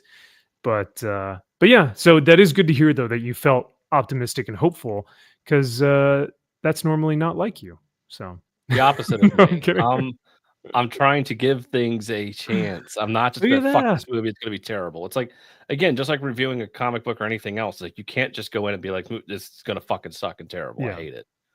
You try unless not to. It's Ice Cream Man issue number 40. Unless it's Ice Cream Man, then he can go fuck himself. But aside from that, yeah, too funny. We've got Rudy Tag in the house. He says, hey, all, hope everyone is doing well, and agreed. The Penguin series was really well executed. Merry Christmas, Rudy. Hope you're doing well, brother. And Jack Frost says, have you seen the trailer for a movie called Warfare? I have not. Have you guys heard of that before? Nope. warfare. Huh. That sounds familiar. Hold on. All right. Also, I think Mr. Terrific looks pretty chill in this. Yeah, Mr. Terrific looks pretty. He looks comic accurate, and yet it doesn't look cartoony. Like it looks pretty cool. Like I'm like, all right, that looks dope. Whereas, what's his name? Guy Gardner is like, it is comic accurate, but it doesn't. At a certain point, it's comic accurate. Guy Gardner has not had that haircut for fucking ever. And people want to say, well, it's comic accurate. Yeah, for a little bit of time. EVS didn't draw him like that. He wasn't drawn like that when he first got introduced. So it's like, exactly. Fuck up about it comic accurate. Like, I've had so many people be like, well, that's how he was introduced. I'm like, no, he wasn't. He was introduced with a fucking buzz cut. Like, just... He looked like that for the Justice League International. Like that's when it was really around. It was a comedic book. And here's what I'll say, because I'll agree with Gooch. James Gunn is gonna have to let go of his ego, and he can't have his James Gunn-isms in this film. Like it's not gonna work. Right. Like it worked for stuff like Suicide Squad. It worked for Guardians of the Galaxy because they're all a bunch of like weirdos and misfits, and you can play into it. But if he does that with people other than maybe Rex in this, it's gonna fall flat. So agreed. The thing with Guy Gardner is like, if they did that to what's his name? John Stewart Green Lantern, he'd have a big old 70s fro. You know what I mean? Like, and then everyone would be like, what the fuck is this? Racist, you can't do that. Yeah, you can't do that now. That looks racist as hell. Hey, that's comic accurate. Yeah. Like, what's up, y'all? I'm the Black Lantern. And then they'd be like, you angry cannot black man. do That's this. what he was. He was an angry black man. And it's like, okay, well. Not working with you jackass turkeys. Yeah. So, I mean, like, so if they're going to do this Guy Gardner, then we better see John Stewart from the 70s. Agreed. Hey, man. The fuck is this shit? Get the fuck out of here, your bullshit, man. Shit, man. Instead of like the much cooler John Stewart, who's like a Marine Corps captain who like all his constructs are like militarized. So it's like tanks and platoons of men and like armory and like, John Stewart is sick. But yeah, if they want to do him from the 70s, it's pretty funny. So we'll see. No, we got that British guy that's John Stewart, the black British guy. Can't think of his name. Sorry. Idris Elba? No, he's a young guy. Yeah. Oh, I can't think of his name. Okay. Drew, any last thoughts about the Superman teaser? Consciously optimistic. Like you guys have said, there's things about this I like, things about it I'm nervous about. Like right there, he looks like Steven Crowder with the glasses and the hair in disguise. I can guarantee you right now, crypto, that toy is going to sell. They're going to make millions of dollars off crypto. I guarantee you right now. God. If they're not already in pre-production right now, they're fucking idiots. They need to start ramping those up because it's going to. Oh, sorry. Go ahead. No, that's going to be the Christmas toy right there. The crypto. I guarantee it. It's going to be the new Baby Yoda. Or the new Dancing Groot. The new Baby Groot. Or the Baby Groot. Yeah, there you go. Yep. So. Yep. Well, I think. I mean, to be fair, crypto was my favorite part of the teaser. Yeah. So. And I was surprised to hear the John Williams score, but in a guitar riff, I was like, "Oh, they're actually pulling that out. That's awesome." The guitar was a little off-putting for me, but I get it. Like, I know he was trying to like, jeez, not the 70s anymore. Grow up. No, I don't. The funny thing is like I said, man, DC fans. There were some people like because. I love Superman. And I'm like you guys, where I want this to succeed. Do you know how awesome it would be? Like if we got to live in a timeline where we got both the greatest Lord of the Rings trilogy ever and also the best Superman film next to like Christopher Reeve. Like that would be incredible. I would be so happy if that were the case. I don't know if that's going to happen, but I'm rooting for it to be that. Now there are some DC fans who do not even hold my optimism for this, and they're just like, "Fuck this! Zack Snyder is the true visionary," and it's like, "Oh my god, dude!" Those aren't DC fans, though. Those are Snyder fans. Oh, that's fair. That's fair. Those are nihilistic like those are the fans. people that are going like, Batman v Superman is the most accurate comic book movie of all time. It's 99.6% accurate, and it's like, what the fuck are you like? What are you talking about? Oh. Wait, so go Drew, back to your basement and tell your mom you want some pizza rolls. Like, Jesus Christ. and shave your neck. Yeah, Drew loved that Batman v Superman clip that we showed, years ago. Where Batman did not kill at all. Yeah, absolutely. where Drew became a Batman sympathizer, we found out. Wow. Mm-hmm. Yeah, that was fascinating. We did like a deep dive scene by scene of how many people Batman killed. It was shocking amount. Allegedly, but not as many as Absolute Batman by Scott Snyder. That guy is that guy's murdering cities left and right. Yeah. Jeez. Yeah. That's pretty crazy. With his Batmobile bulldozer thing, dumpster. The Bat Dozer. Yeah. Bat Dozer. Please give me a break. I am actually coming to do you guys remember when you were reading Gun Honey and you were like, this isn't real, right? This is a parody of a parody. Like it's taking the piss. Mm-hmm. It realizes what it is, and it's trying to be so over the top that it's funny. Mm-hmm. That's what I think. I'm almost coming to the conclusion where I'm like, I hated Absolute Batman, but now I'm kind of, if it's in the camp of, we're going to take this and we're going to turn it up to 11 because we recognize how absurd this is, and we're just going to make it as stupid as possible. Mm-hmm. Maybe I can see it, but the absurdity is the thing that I like about the book. It's what makes it fun because it's unexpected. What I dislike about the book is the same shit they've been trying to do for over 10 years now of, oh, he's broke. He doesn't have any money. That makes him different. Oh, all of his villains, they know each other and they know him because they were actually friends. Like that shit I'm so tired of. The other shit I'm tired of is 18 fucking panels on a page of people playing cards. That was pretty bad. Not once, not twice, but 3 times in one issue. Not once, not twice. I can't play poker with you, man, because you're so two-faced, man. Oh my god. Yeah, it's fucking. Yeah, that stuff is cringe. That's another thing that's really, because it gets all the Batman like diehards that are like, oh, he said Two-Face. Oh, I get it. He said Two-Face. Like that's 10 out of 10. Solid recommend. Yeah. Snyder fans are like, yeah. You know where that works, and I will accept it. It is in Batman 66 comics. Mm-hmm. I will take it there. Yeah. But you can't have that. Yeah, you can't have that and then like 5-story monster truck, dump truck, bulldozer, Batmobile.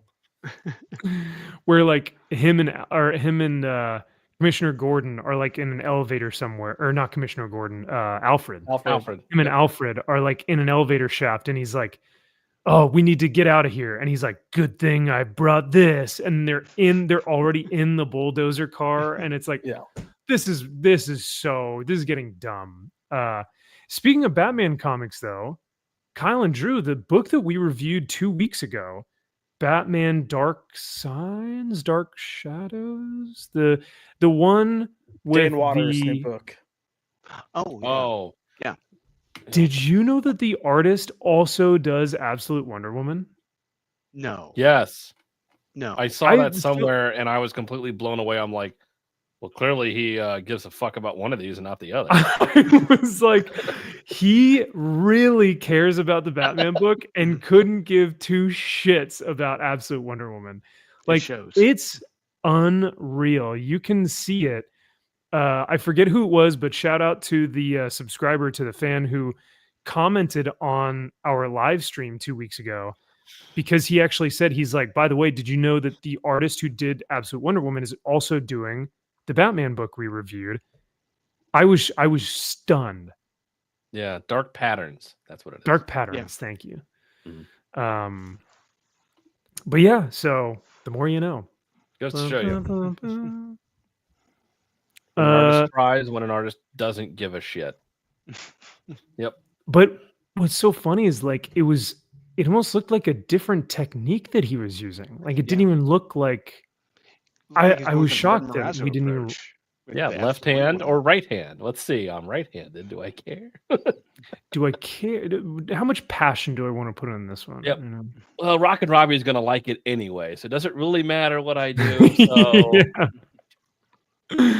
I'm just going to get critical acclaim for it. So like, it doesn't really love matter it regardless of what I do.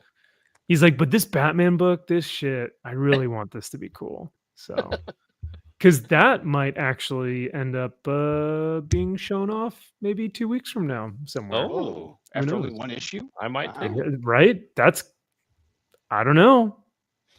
So I put a rule for myself that if it doesn't have more than 3 issues, it can't be in my top 10. Oh, even if it's a one shot? Wow. One shots I'll accept because right now, unless something changes, there is a one shot in my top 10 right now. Yeah, I've got 2. Me too. Yeah, there might be another one because I haven't read a Marvel one shot, or the other kind of one shots that are like a anthology series that have I think 3 issues out right now. That's also my reading pile. There is an anthology, Women of Marvel, where the first story was Gail Simone that I went back and found, and I tried to forget it, but I remembered that I had to add that to my list. So, Kyle, you have access to like mute people, right? Don't you have that power and authority? Can you mute or kick Max, please? He bequeathed that to Aaron, and Aaron has that power now. And I took that power away from Aaron as well because he kept signing into my account. Yeah, it is just ether. So now it is only unto me to which I have the power. The power. What Marvel one shot would there be? The only one I can think of is like, was there a Doom? That one. Yep. Okay. Yes. That may or may not be in my somewhere. Very well. The only Marvel book that may end up anywhere on this thing. Oh wow! On the good side of anything. On the good side, yeah. On the bad, I had to. Oh my lord! I didn't want it to be all Marvel books in my top fucking dishonorable. So I'm like, okay, I can't just shit on. It's like this isn't even fair. No, not even there's Marvel books. Just X books. I know. X-Men books. We can't forget about books like Gotham City Sirens, guys. Come on, like that's got to be in there too. You know? That'll have its own due. But like, are the 4 issues of Gotham City Sirens worse than the 4 issues of Dazzler? That's tough. This is like an episode of Your Shit is Shit. Which shit is shittier? Which one has more corn in it? Yeah. Oh no. What is this? He didn't like Nottingham? He didn't read it. There's no way he must have not read it, or he must have just read seen the art and was like, it's not for me. Or he just read the Max Visaggio Tales from Nottingham issue. Yeah. Oh, that's probably what it was. Or he doesn't know how to read. That might, you know what? Or I mean, I don't know. I don't know the guy. Man, but we really do need to have a talk with him now. Yeah. Drew, are you going to be on Aficionados tomorrow? I haven't been on Aficionados in a minute, so I have no idea. Well, whenever Jim gets on there, we need to have a intervention for him. Yeah. So. Well, we just watched the Superman trailer, or not watched it, but we went over it. So speaking of Superman, I also wanted to share someone who loves Superman and the trailer as well. God damn it. Look, guys, he's even got his own hoodie on. It's our favorite little dweeb. Soups himself. So, this is on his Twitter. Someone had told me about this, and I was like, what do you mean he posted this video? And then someone was like, oh, you just got to watch it. So let's go ahead and watch and see what he's got to say.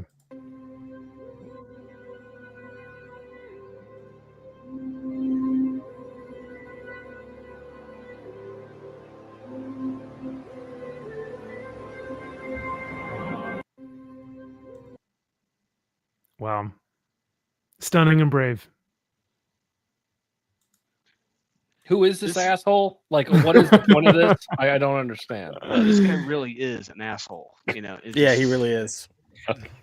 Actually, like, really though, like he's very much a two-face. For those of you who don't know, Matt Ramos is a influencer, if you even want to call him that. He got started, from my understanding, a lot on TikTok, moved over to YouTube, and blew up on YouTube because of his reaction content. So if you've ever seen like the memes of people like screaming incessantly at their screen when they watch like a trailer for something, or even like a teaser trailer, they will just blow their brains out and jizz all over their cameras. Matt Ramos is one of those reactionaries that has, hundreds of thousands of people that follow him. So, and it's all for access, right?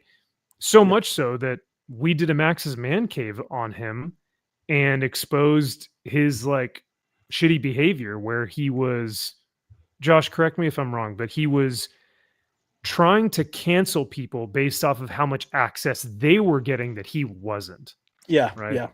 Yeah. So there were other like, I'm not even going to say they're in his sphere. He got popular with reactions, and then blew up and got some access to certain things, but then started freaking out when people that I would consider legitimate, like media journalists, were getting access and he wasn't. I'm like, well, this person is a professional and goes in and actually does real interviews and asks real questions. Journalism. Yeah. Which, hey, that Variety guy that sounds like he's got throat cancer could also learn some tips from. But he was throwing them under the bus. It's the gayest movie ever. Is this the gayest Marvel movie you've ever done? Meet Snagglepuss. I call him Snagglepuss. But no, Yes, he threw his manager under the bus and tried to like get rid of his manager. That was a whole weird thing. Turned people against him. Did smear campaigns against him. And then, the guy that I mentioned earlier, Brandon Davis, BD, he was losing his shit because BD got invited to something that he didn't. And I'm like, I mean, if you watch their content, there's a clear difference. So, well, clearly this guy was someone to get where he's at right now. So, yeah. Well, I mean, if it just goes to show, kids, that if you really want to shill properly, have a terrible attitude, backstab people and constantly call people out because you want what they have, and shill for, like I said, for goodie bags and access for movies and stuff, you too can be on the set of Superman. Yeah. So he's no better than the dipshits on Collider now after this. The people on Collider are like god tier compared to him. Like, that's how sad he is. And look, here's the thing. I'm not surprised that he got access to the Superman film when his channel is Soups. Like, it's the obvious pick of get this guy here.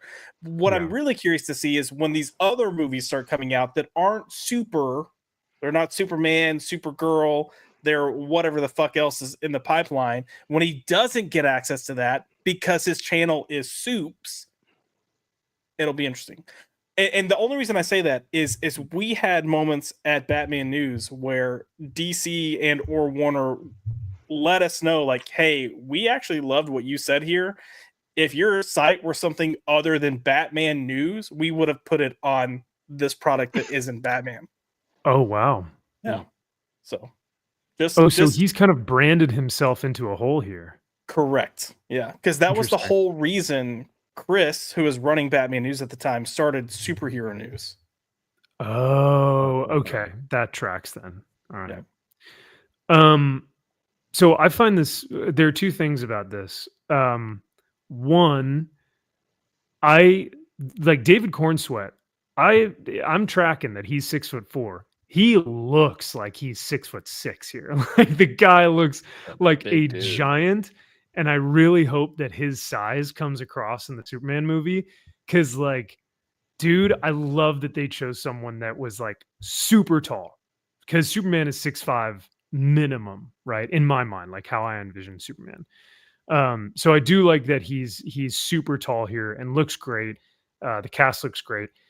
The second thing though is like I understand that he's super tall, but like I didn't realize how short and small like Matt Ramos is though. He's a Mexican. Is that, does that qualify for short? Listen, denim companies in the early 2000s, multiple denim companies had something they called their Mexican initiative, and it was getting more 30-inch inseams in stores. Oh my god.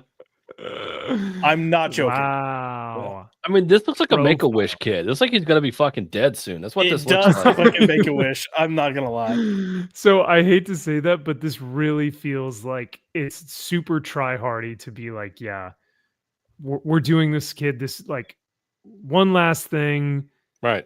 You know, because he needs this, guys. He needs this more. What? And here's the thing, and this is what I hate about him, and this is why he's never going to be anything big. This entire clip is all about him. Yes. Yeah. Oh. Yeah. He's at the center of it. Yeah. Who do you think came up with that? Do you think it was his direction where he was hey guys, I'm going to set the camera up and then can you guys come in a front? Oh, that's cringy as hell. It was like 2 or 3 days before the trailer dropped. They invited people out to watch the trailer and do a press junket with Gunn, Nicholas Hoult, Brosnahan, and Corn Sweat. And they let them all have individual time with them. So they watched the trailer, then they got to have individual time, ask them questions. If they wanted to do like a social clip, they could. I promise you, this was his idea, 100%. And he was like, I want to do this. This is what we're going to do. Like, I'm going to stand here and you guys are going to come in. I'm going to be like, yeah. Imagine being the actor playing Superman and being like, who the fuck are you? You know what I mean? Yeah. Like, I'm playing Superman and you want me to like promote you. Like, I mean, I hate to be that vain. He's but just like counting his money and looking at the time on his Rolex and being like, all right, I guess I can put up with this shit for I guess a little that's while true. here. Yep. But no, watch how cringy it gets. Because like once the camera zooms out, they're like, okay, we got the shot, right? But then everyone's not really sure what to do after that. So they just kind of like, all right. So do we get it? We out here? Can we go? or do we appease your ego, Matt Ramos? Douchebag. Dude, that makes it even worse though, Josh. The fact that he orchestrated this whole thing was like, all right, so you guys are gonna come in and you're gonna like, I'm gonna stand here and then you're gonna zoom out and like everyone's gonna show like, oh my god, dude. Yeah. That's so infuriating. Good for him. You know what? Good He's for living you. his best life. Oh, good for you. Good for you. It's fucking distracting. Fucking pronouns. No, I'm kidding. Oh, that's a different British. That's a different, yeah. So, the other thing I wanted to show, because this freaking goober is like, oh no, oh, that guy. Of course he would say this. Like, hating on people for enjoying stuff in their own way will always be lame. We have to be better. Oh, go fuck you, yourself, you fucking dude. piece of shit. We have to be better. Of all the people, the reason why he's saying this is because his whole channel is just reaction. He doesn't actually produce any like of his own regular like creative content or anything that is. You don't have an opinion of your own, you fucking faggot. All you want to do is how great everything is so you can be brought out and say, see, I'm going to promote your thing because I think it's going to be great. Will he give an honest review of this movie? No. So what the fuck do you even matter? Like, why does the studio give a shit about this fucking piece of shit who we know does not care about anything? I just, God damn it, I hate this shit. Yeah.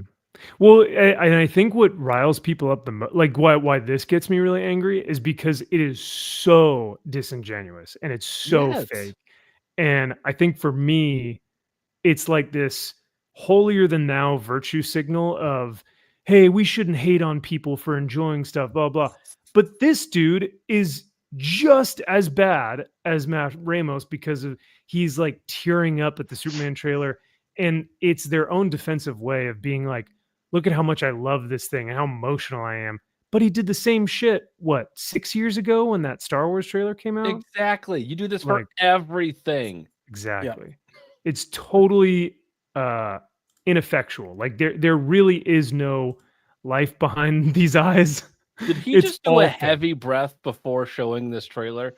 That shows he was about to have sex. Yes, he was just like, okay. He's like, okay. I have to prepare my body. Well, that's his shtick. That's his thing. God, yeah. He's the new Kevin Smith. Yep. But surprisingly, that wasn't actually the thing I was gonna find. I think I have something even more funny. So there was an announcement that Christopher Nolan was going to do a film on the Odyssey from Universal Pictures.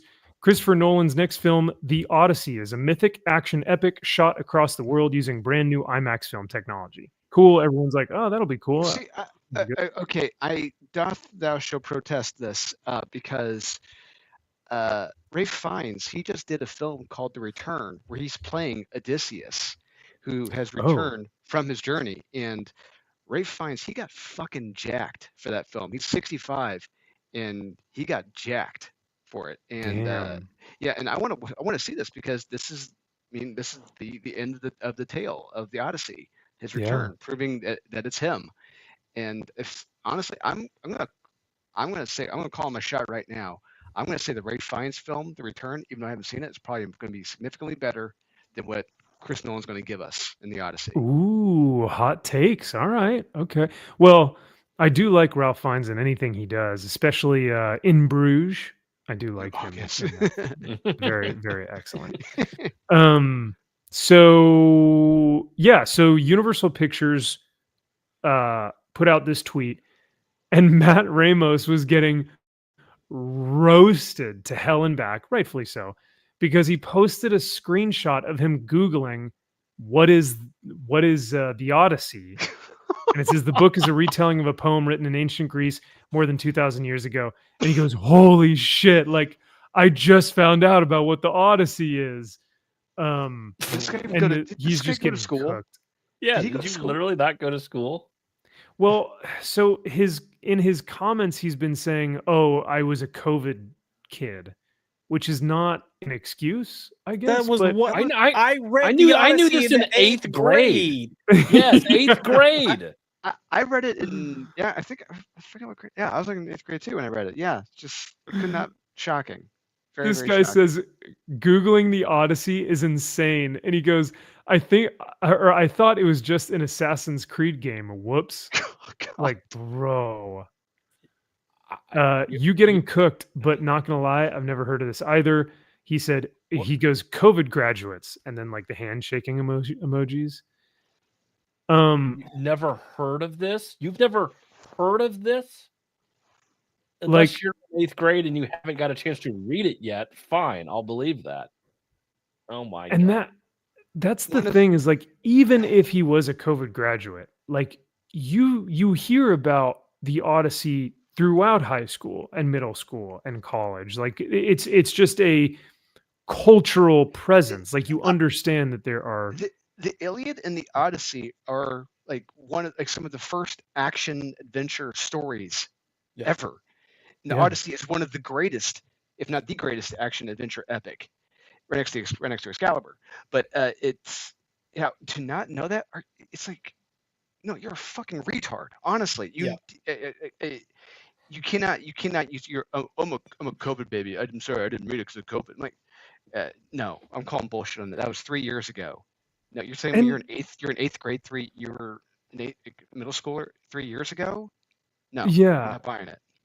And that's a really good point, though, Drew, because like you said, these are cultural like stories that have surpassed time itself. Like they are infinitely timeless. They're the foundations for of storytelling, right? Yes, storytelling. Yes. So you would think that Matt Ramos, the guy who loves storytelling, right? Who loves comic books and superheroes, which are arguably the modern mythology. And those are some of the first. Those are some of the first. You would think that he would be like, oh yeah, I know what the Odyssey is, right? Because I love stories. I love storytelling. So, the two go to hand in hand. Nope. Yeah, I've at least heard of it. I'm not going to recite the whole goddamn thing, but I know of it at least. But you at least know of it. You know it's not a fucking video game, you dipshit. Like, come on now. That's where I don't want to say I learned about like things like Cyclopses and Sirens, but that's where I realized, oh, this is where that stuff comes from. Yeah. Also, I wouldn't be surprised if Matt Ramos is one of those people that didn't know the Titanic was real and had that realization in like 2016 or whenever it happened. And I'm also willing to bet that he saw Hamilton and then looked up Hamilton, was like, wait, Hamilton wasn't black? So, yeah. That's probably true. Oh, man. It's pretty sad that is the case. But then again, I mean, Josh, you've talked about it multiple times on Max's Man Cave and on your show. But the school system right now, like the education or higher education in general, has completely failed its students. Yeah. What did you say? Ninth graders are graduating at like a fourth grade level or some crazy shit like that, or like no, high school graduates are graduating with an 8th grade reading level. That's the average. That's what it is. Yeah. So I mean, maybe Matt Ramos falls into that category of just being functionally retarded. A little bit behind 8th grade, unfortunately. Remedial. Yeah. So I'm very curious. I would love to see what he's able to read when he can't read. Yeah. Well, you know what? That's why he does all the trailer reactions, because he doesn't know how to actually read comics. So he just has to watch all the trailers. So. I mean, just listen to him talk, and you can tell he's fucking retarded. Just. So I just bought The Return with Ray Fiennes. I'm going to watch it and let you guys know what I think. Oh, please do, man. And Max, I'm going to send you the trailer. So if you want to send you the official trailer. I've seen it. I've seen a bit of it before where he's all greased up and shirtless and he's like, he's rocking that sexy. Yeah, with that long hair. I'll be right back. Yeah, I was gonna say, Josh. Yeah, off camera. You get a thing for granddads after this. Yeah. The worst is if you go off camera, but you keep your mic on, so all you hear is just like. He's just clapping for the trailer. He likes it. Yeah, that's exactly what it is. Speaking of something that I will clap off screen for, Mark Millar announces a new comic book put on by Netflix and Dark Horse called Vatican City. Have you guys heard of this yet? Yeah, I heard. So is it gonna? So it's not gonna take place in the nightclub universe that he's doing? That I was confused by as well. I don't believe so. And honestly, it's kind of reminding. And I know it's not the same. They're not gonna be the same thing, but it's kind of reminding me of that. That story that Tim Seeley did with Jesus and fighting Dracula in the future, and I don't know if I read that one. It was an image. Cal and I read this and reviewed this. Oh, you liked it. I hated it. Yeah. Yes. Yeah. Shocking. I know. Shocking. God, that was so fucking stupid. What was that? It was ludicrous and over the top, so I could go with it. It was Jesus versus Dracula and vampires. Really stupid. Typical Tim Seeley. Stupid. But he did a couple of vampire books. Yeah. I do agree that I don't like a lot of Tim Seeley's work, but same. Either. Very hit and miss, mostly miss, but so let me go ahead and read the synopsis here. It says the world has been overrun by a vampire apocalypse. Again? Every man, again. Again. All right, more vampires. And every man, woman, and child is dead. Everyone except for the 2,000 tourists safe behind the walls and holy relics of Vatican City. But as the vampires gather in their millions outside, how long can the survivors hold out? Because the monsters can wait forever. So the most interesting thing about this is that 2,000 tourists are in the Vatican. That is the premise, right? But man, like this vampire thing, I think this was a Netflix pitch that they gave to Mark, and they were like, just run with it, just make a comic. That first off, that cover fucking sucks. And that cover is bad. That is awful. That is one of the worst covers I've ever seen. That is fucking terrible. It looks like an ad you'd see inside of a comic book. It doesn't look like Actually, yeah. Well, so let me read this first part because it really does sound like Mark was just kind of forced to do this project, but hopefully he does something cool with it. The article says it's always worth remembering how the Netflix Millar World deal goes. Mark Millar creates ideas as work for hire for Netflix, and then he is allowed to adapt those pitches into comics, whether they get made as shows or films or not. And he uses Netflix money to hire artists, all under the research and development funds, while pulling in a 7-figure salary for himself. Oh, so maybe it's not Netflix coming up with the pitch, but he came up with the pitch, and then Netflix picks and chooses what they want to use or not. Yeah. He gives them all these ideas, like, here's this story, here's the story, here's the story, here's the story, and Netflix can either use it or not.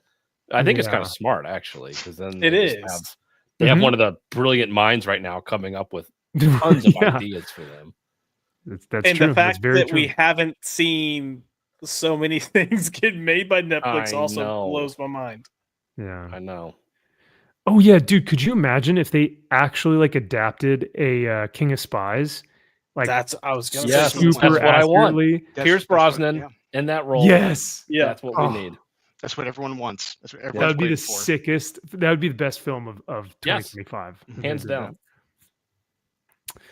But yeah, the artist, his name is Per Berg. Mr. I wish I were like. I hope I'm pronouncing that right. That's how I pronounced it at first, Josh. I was just like Perberg. That's how it reads. But also known as Narwhal or Plaster Harris.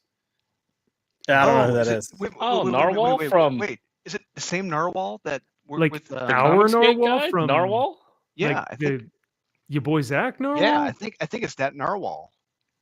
Oh wow. Per Berg, MG says Per Berg is Narwhal. It is Narwhal. Okay. That's him. Wow. Narwhal is Per Berg and Per Berg is Narwhal. Look at that. Okay.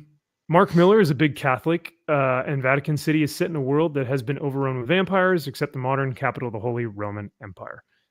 So yeah, I mean, any thoughts on this one, guys? Have you guys? I know this is the first time seeing it, but like, I don't know. I wish it were something other than vampires, but I do like the premise. I mean, it depends. Like, what's the lore and the mythology of the vampires?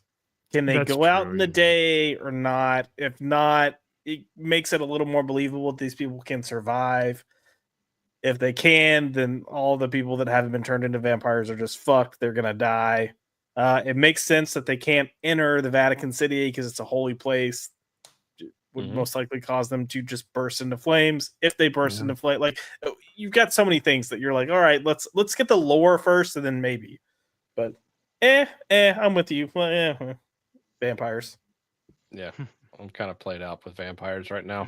And I think Netflix probably knows that too. They're like, all right, we got to sit on this for the next 15 years until no one gives a shit about vampires. But especially considering that they're about to do 28 years later?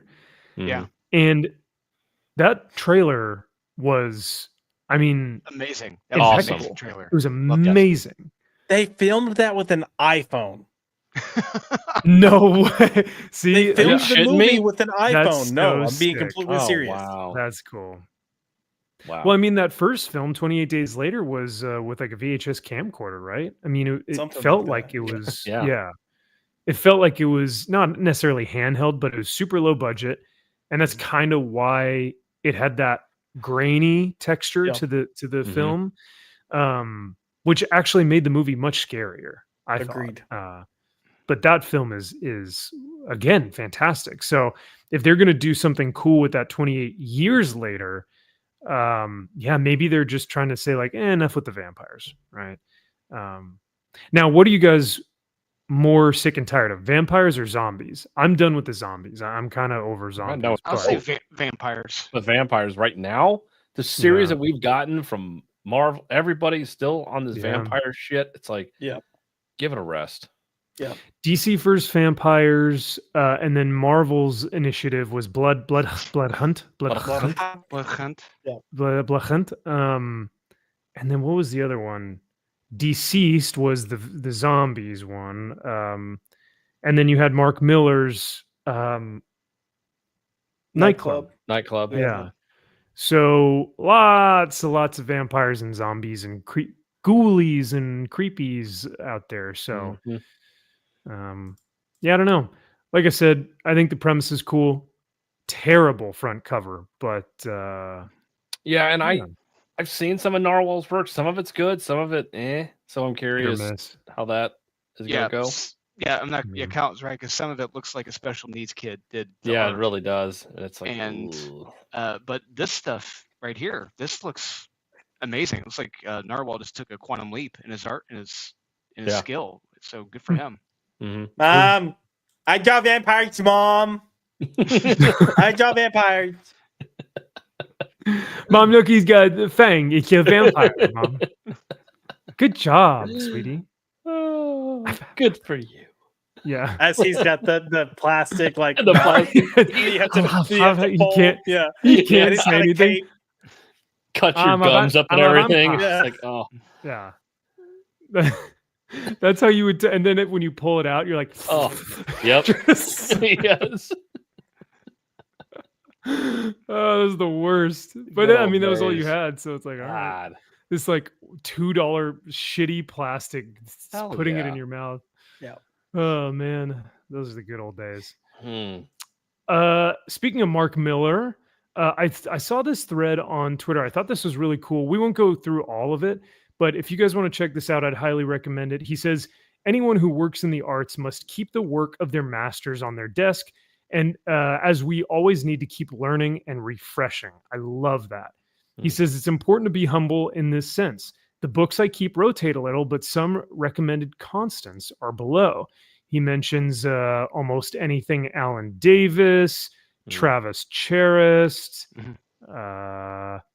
DC Universe issues 6, 10, and 11, Kelly Puckett, let's see, Gordon Parlov, Toth? Alex, Toth. Yep. Oh, is it Toth? Oliver Coipel. Alex. I mean, he is one of the guys. Like, he had a book came out. Like, I'm not sure if it's him or someone else, but like the 12 panels for storytelling. But anyway, Alex storytelling through his art, like, he is one of the masters, one of the all-time masters, like how to do a comic book and how to convey what you need to convey in a panel. That's sick. Yeah, and from what I'm reading and from what I can see, I mean, these Millar really gets a lot of his visual like inspiration from a lot of these guys. So I love hearing stuff like this because it always gets me to check out their work and see what's inspiring other people. So yeah, Alex, so he goes back a long way. Like, he was working on Hanna-Barbera. He did Hanna-Barbera stuff. He did Zorro. Stuff for Disney. Yeah, this guy is prolific. He was very prolific. Him and Will Eisner are two of the all-time greats when it comes to like storytelling and what to do and sequential storytelling in comics. Nice. Okay. All right. Well, the last thing we've got up for news, and we got to make this one quick because I don't know if I will be able to suffer through the stench. You want us to make it stink? Good one. But got him. Good for me. I'm out of here. You've been good. That's it for me, everybody. Yeah. So most people have talked about this at length. So I won't belabor the point because even I don't know if you guys know who Charlie over at Moist Critical is.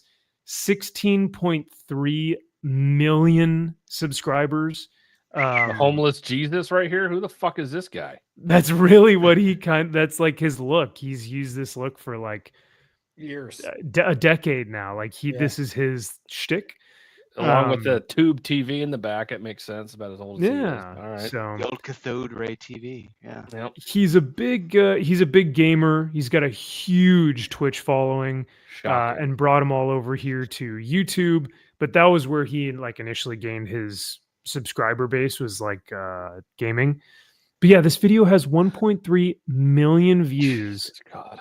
And all he just says is Harley Quinn fart situation is crazy. So is that a Dark Knight's Metal Batman back there? It is not. It is Sauron. That's Sauron. Yeah. That's not the X-Men Sauron. Sauron's a pterodactyl. Yeah, Drew, you wouldn't know anything about the good Sauron. Yeah, this is like the real Sauron. Yeah. Yeah. Oh, the nerd the nerd Sauron. Got it. Yeah. Could you imagine if someone had a statue of the X-Men pterodactyl Sauron from the Savage Land in their room? I'd be like, they'd be a total metal. I'd be like, why do you have this? I'm sure one exists, and I'm sure someone has it displayed proudly.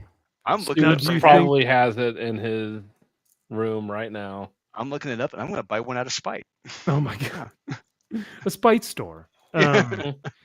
Yeah, no, I mean, I think Sauron is one of those guys where he's not like the coolest villain ever, but it's like their favorite X-Men villain ever. You know, it's got to be someone's, right? I'll say the two guys who drew him the best: Neil Adams and Michael Golden. Those are two. And Michael, yeah, there you go. So, but no, this is like the actual good Sauron that's pretty cool and not lame. Yeah. Depending on if you're a Democrat or Republican, you might see him as a good guy. Yeah. No, I'm kidding.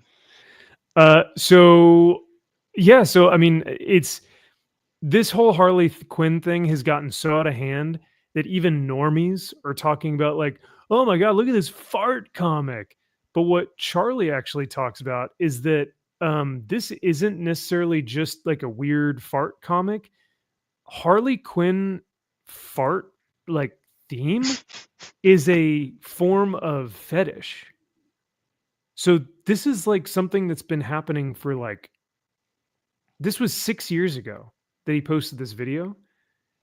And this has been something within like, I guess the DC universe that like is a real thing. But so the same woman who wrote Fire and Ice, which is heinous, one of the worst. It was actually, I think, my like number 2 or 3 last year for worst books of the year. The same woman who's doing that, or the same they them, because it might actually be a trans man woman. Whatever. Whatever. They are writing this Harley Quinn book, so it only makes sense that they're utilizing their weird fetish to write it in a DC book. Do we? I mean, I don't know. Is there really anything to say about this? That everyone keeps joking. It's like, oh, you need to be a scratch and sniff. Get it? And it's like, yeah. But comics have become such a joke now that it's like, who's going to take this medium seriously anymore? You can't take DC seriously. It's like, if you're going to be, not just the bigger problem I have is that DC has some big projects and stuff coming out next year, some pretty high quality stuff coming out too. And this is the book that they're shilling and promoting and pushing for next year. That is fucking pathetic. Yeah, it's it shows you where their priorities are. Yes. And your boy Jim Lee over there, Kyle, he's looking at this and he's going like, yeah, sure, whatever, do whatever the fuck you want. And they're like, yay, we get to make our Harley Quinn fart comic. So your boy isn't doing anything over there. He can't, because you need a man in there. I was going to be like, where is the man? Where is a man to smack these women and say, get the fuck out of here? Like, no, this isn't real. Fetish shit. Yeah. Like, we need a man in here to be like, grow the fuck up. Like, no, we're adults. You're an adult. Come to me with an adult story. You're not a fucking child. Like, I don't understand. Like, this is the most ridiculous thing that can exist. I don't get it. Why are you not taking yourself seriously as an adult, as a person? I don't They understand. think that their whole personality is I'm quirky, autistic, lesbian, so I like pizza and farts and mustaches and like quirk and like Rick and Morty. Like that's their whole personality. They have nothing else in life other than just this like vacuous, empty-headed immaturity. And so they just go, haha, farts are funny. I mean, I know slippery slope is a term that's used a lot, used for a lot of things, but this book is now the slippery slope because you do this now. There's gonna be a P variant coming out probably the year after, maybe a barf variant. No. Hey, it's not. They're doing this. It's not outside the realm of possibility now at this point. Yeah. Now, any other timeline, this book would be thrown in the trash. It'd be in the 25-cent bin, the quarter bin. It would be laughed at to obscurity. It would just be fucking tossed to the side, right? But because of these filthy flippers and these, awful secondary market, key guys, collectors, key collectors, yep, they're gonna say this is an oddity. This is a gimmick book that you need, right? And they're the only ones that are going to prop this up and make it sell for more than it's probably honestly worth. Correct. So, which they continue to, what's the word I'm looking for? They continue to keep the comic book industry alive for better or for worse. And honestly, probably for worse at this point. So barely from flatlining, yes. Yes, on life support. Like there's like the little like just a quick beep, ever so heartbeat. Yeah. Yeah. Enzo 214 said Perch said similar books sold well in Target, and DC decided to do that with Harley. Now, Enzo, do you mean that similar books is in like, fart books sold well? Yeah, or toilet humor for kids. It's like, this isn't like, Captain Underpants. It's like, I don't understand. Oh, yeah. God, yeah, like Flat Stanley and Captain Underpants, right? Yeah, that would be the same equivalency, I guess. Yeah, sure.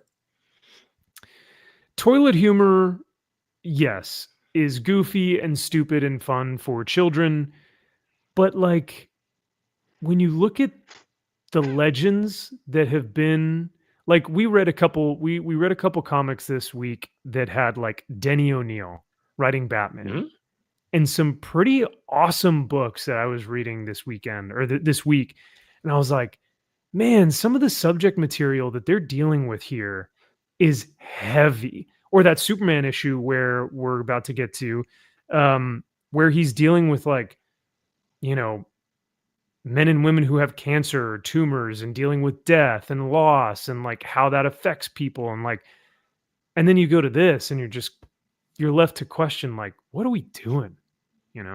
But yes. I'll read the synopsis real quick because there is no plot.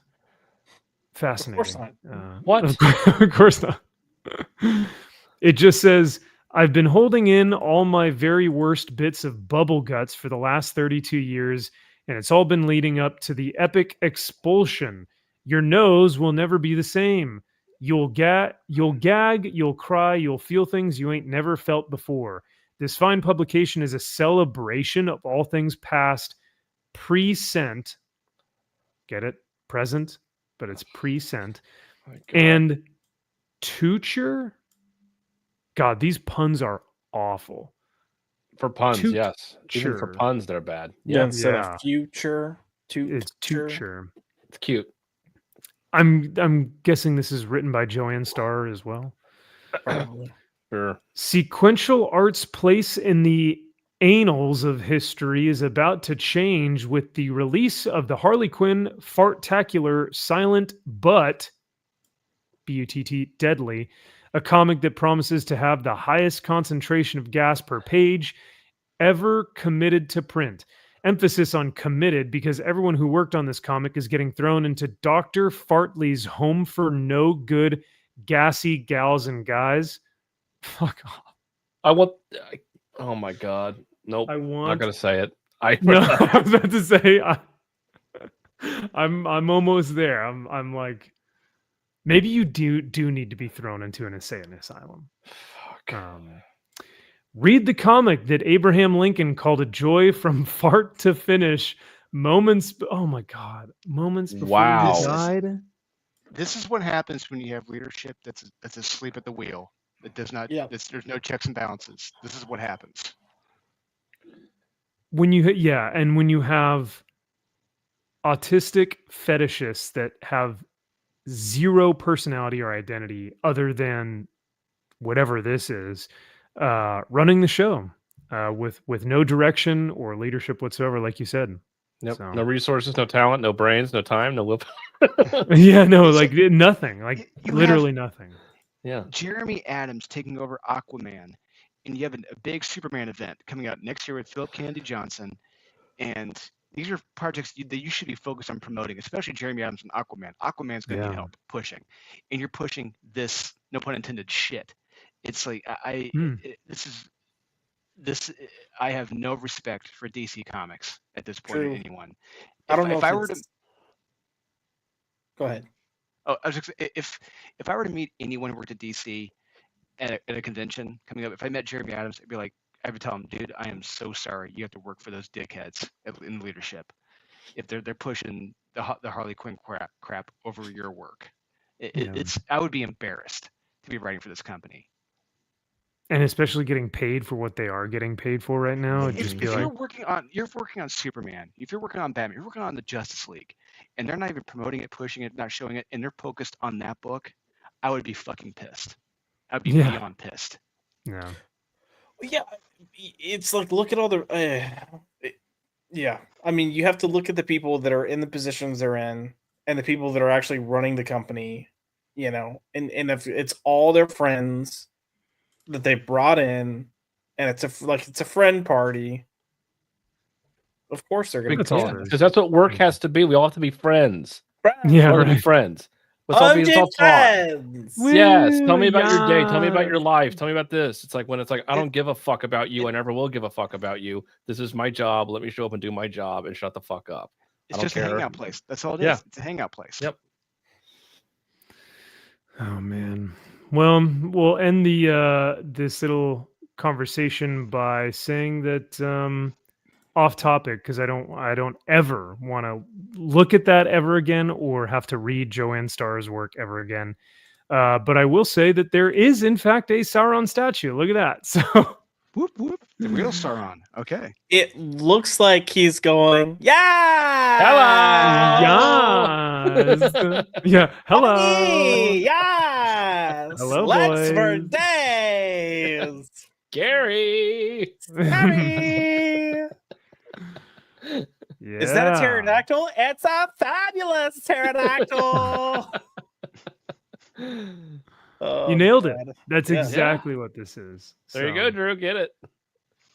Yeah, Drew. I mean, this is what you're looking for, right? I mean, this is the true Sauron. So yeah. You know, I just got an invoice for some cover art I need to pay for. That's unfortunately going to have to go on the back burner for right now. For right now. But this is like your favorite character, I thought, right behind Ambush Bug. You know, so I figured that those two would be right behind Ambush Bug and then Ragman. Then it's Sauron.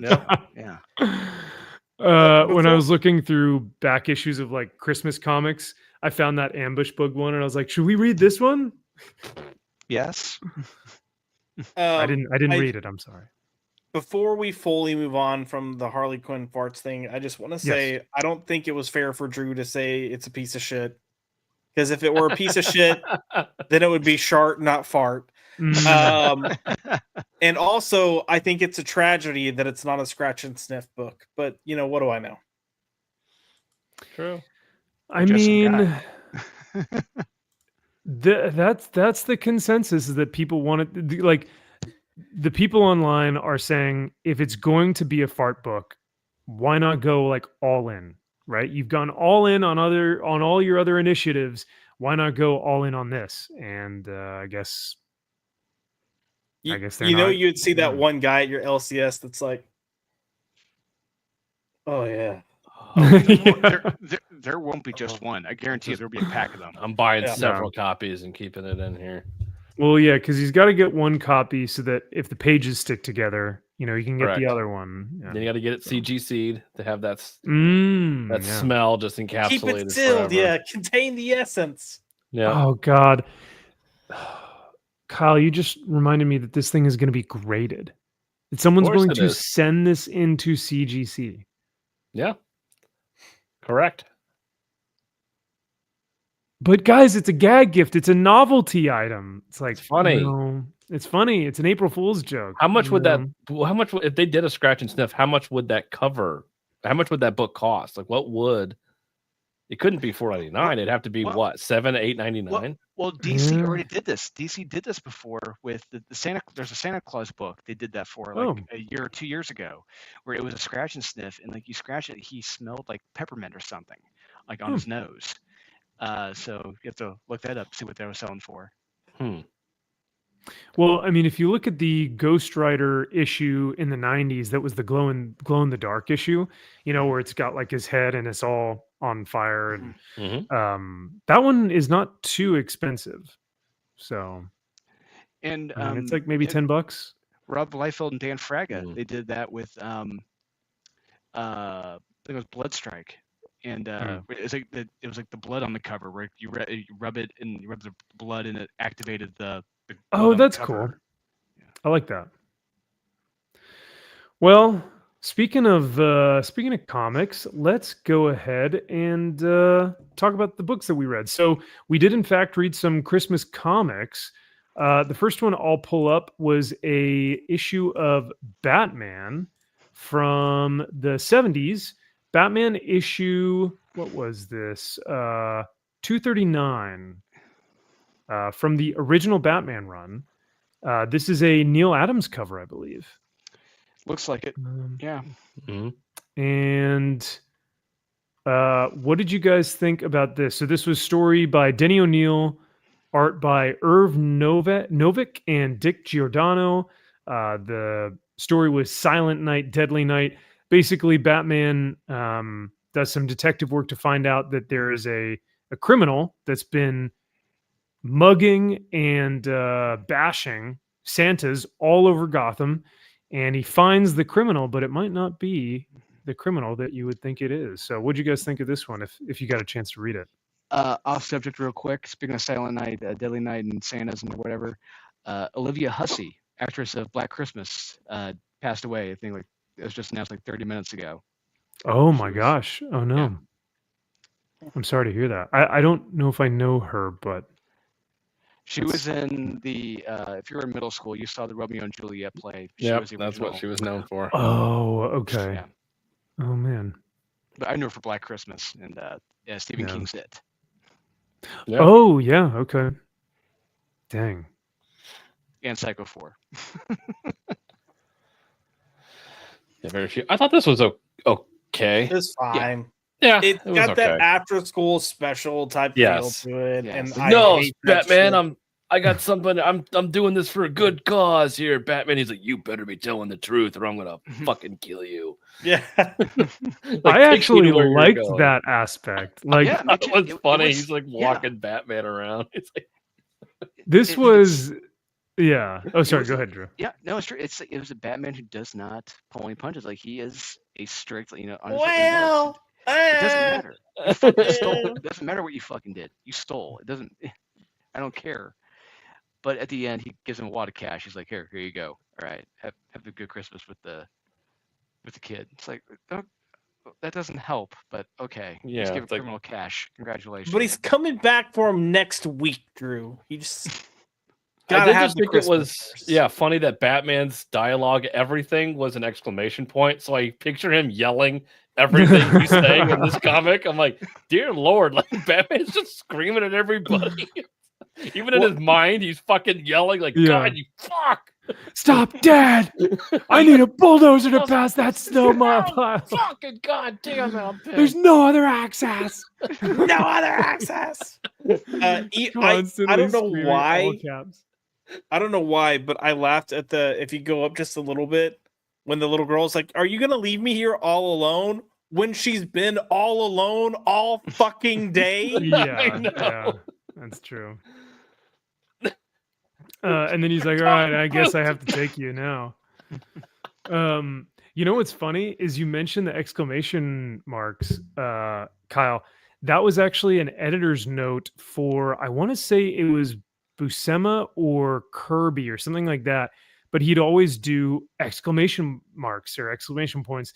And so the editor would always have to come in and be like, hey, man, you got to take out the exclamation points because they're like on every like they're every word balloon, like get rid of them. Yeah. But no, you're 100% right. I didn't even notice like how many he has here. So I thought it was funny. I was just reading it in my Yeah. head. I'm like, this is awesome. Like, I just want someone to do it. We're waiting, Betsy. Waiting for a miracle. Like, Jesus, Batman. She's like, okay, I'm sorry, Mr. Batman. Sorry, Mr. Batman. But yeah, this guy is the villain. I thought was kind of interesting because it's one of those things where it's like, oh, would you steal bread to save your family, right? Right. And that's what this guy's trying to do, but he's disgruntled, and so it's not just good enough that he has to steal things from people, but now he wants revenge on the guy who laid him off. So you get this, richer It's not even just stealing bread. Like if he'd gone to the grocery store and just stolen a turkey, I'd been like, just okay, like he's trying to get okay, maybe find some workaround. He's attacking fucking Santas and stealing their money. No,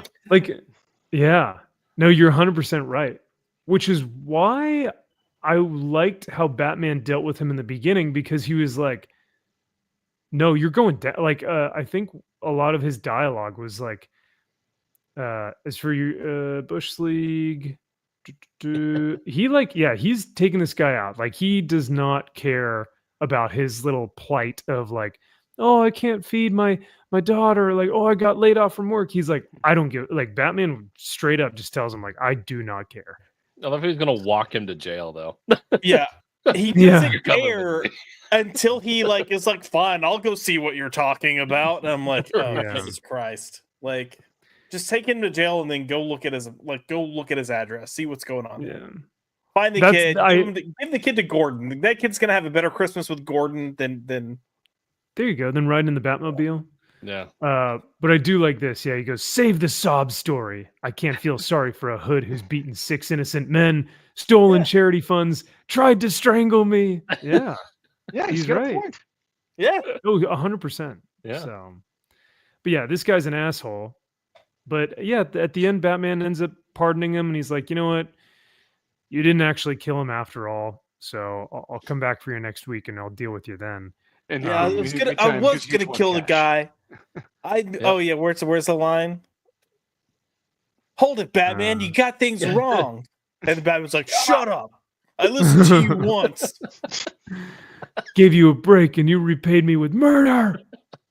You know what? Oh, this is probably who. What's his name? Scott Nolan's Snyder? Batman. No, Nolan's Batman, who was Christian Bale. That's probably where he got his Batman from. Was this Batman where he's screaming the whole time? Oh yeah. Murder. Where are the drugs going? Yeah. But this line. Hold on. Go back up just a smidge. Right there. Yeah, the old geezer's sick. A bum ticker. He needs a doc quick. I was hauling him to town. Okay, cool. It's like, sure. Yeah, right. I admit I went planning to kill him. Couldn't really do it though. I looked at him skinny, sick, alone, and I seen he's lots worse off than me. No. Except he's rich and has food. Yeah. And whatever. Yeah. But yeah.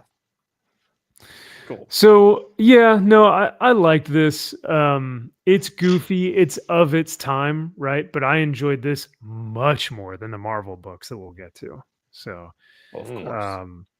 The cool thing about a lot of these books as well that I noticed across the board was a very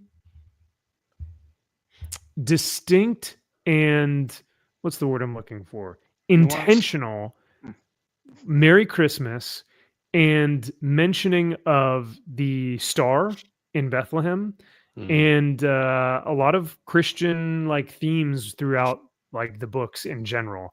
So that was something that I found fascinating, that like in a lot of these books, the culture at the time was Merry Christmas and joy to the world that the Lord has come. Like that was just commonplace.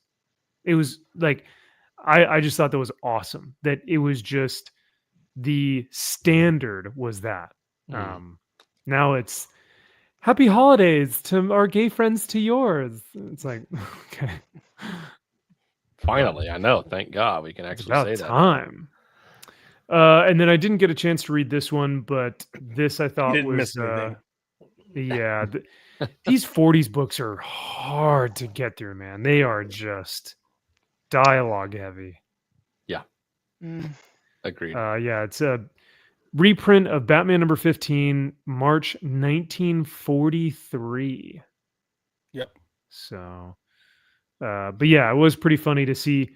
Season's greetings, Santa. Bless you, sir. Merry Christmas, stranger. Merry Christmas to you, my boy. Like everyone is just like, Merry Christmas, wow. Merry Christmas, Merry Christmas. How happy everybody was.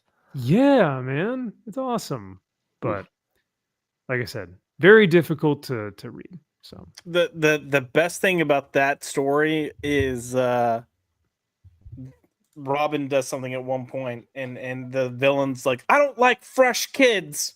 And you know, they got a good laugh out of that. Like, wait, what does that mean? What does that mean? What do you mean, sir? What's a fresh kid? Yeah, you don't wait, wasn't there another story at the end of that? Did we skip? Am I mixing stuff up here? Unfortunately, I didn't read that last story because that was a Robin story, right? Yeah, and I didn't the one think where it had a Christmas element. I mean, not really. It was Dick Grayson as Robin showing friends of Dick Grayson around Gotham. What? Oh, okay. Yeah. I'm definitely not Dick Grayson, by the way. Yeah, and it was like a setup for another story, so it feels so incomplete. But weird. Okay. Yeah, one of the Superman books felt like it was incomplete as well. I don't know if it's just that it was missing pages or what, but I was like, did I miss something here? The strangest one was I think it may have been the same one that Josh was talking about, where Superman is meeting with different heroes of Justice League and dropping off gifts to them. Yeah. And you have different artists doing the. Yeah. You have Rob Liefeld, Ian Churchill. Yeah. Joe Mad. Joe Madureira. Yeah, Joe Mad. Yeah. It's just him dropping off gifts to each person. But even weirder than that. That's it. Yeah. We'll get to it, but even weirder than that, he's just complaining the whole time. Oh, can you believe that this happened? And everyone's like, shut the fuck up, man. Like you're supposed to be the embodiment of like American values. Like this is what he's like, oh yeah. So yeah, we'll get to it, but that one's pretty interesting. This one, the Batman in Merry Christmas, again by Denny O'Neil. This was weird. Yeah, this one was a bit an odd one. So because when you think about how all of these players have to be in the same place at the same time, it's like, whew, that's a lot. Yeah. But yeah, family basically crashes their car in the middle of a snowstorm, and when they find a cabin, they realize that the cabin is also inhabited by like a killer, a thief, a thief, yeah, a thief, yes, a criminal. Yep.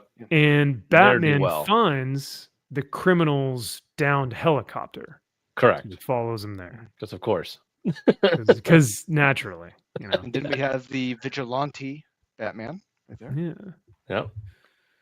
But he backhands the shit out. I love that. That was my best part. He was like, awesome. Takes his gun and then backhands him. Let's make this brief, huh? I'm just gonna backhand you like a little bitch. Yeah. Give you the Ike Turner treatment. Yep. I do like the I love this outfit, by the way. I do like the pointed, like super sharp pointy ears.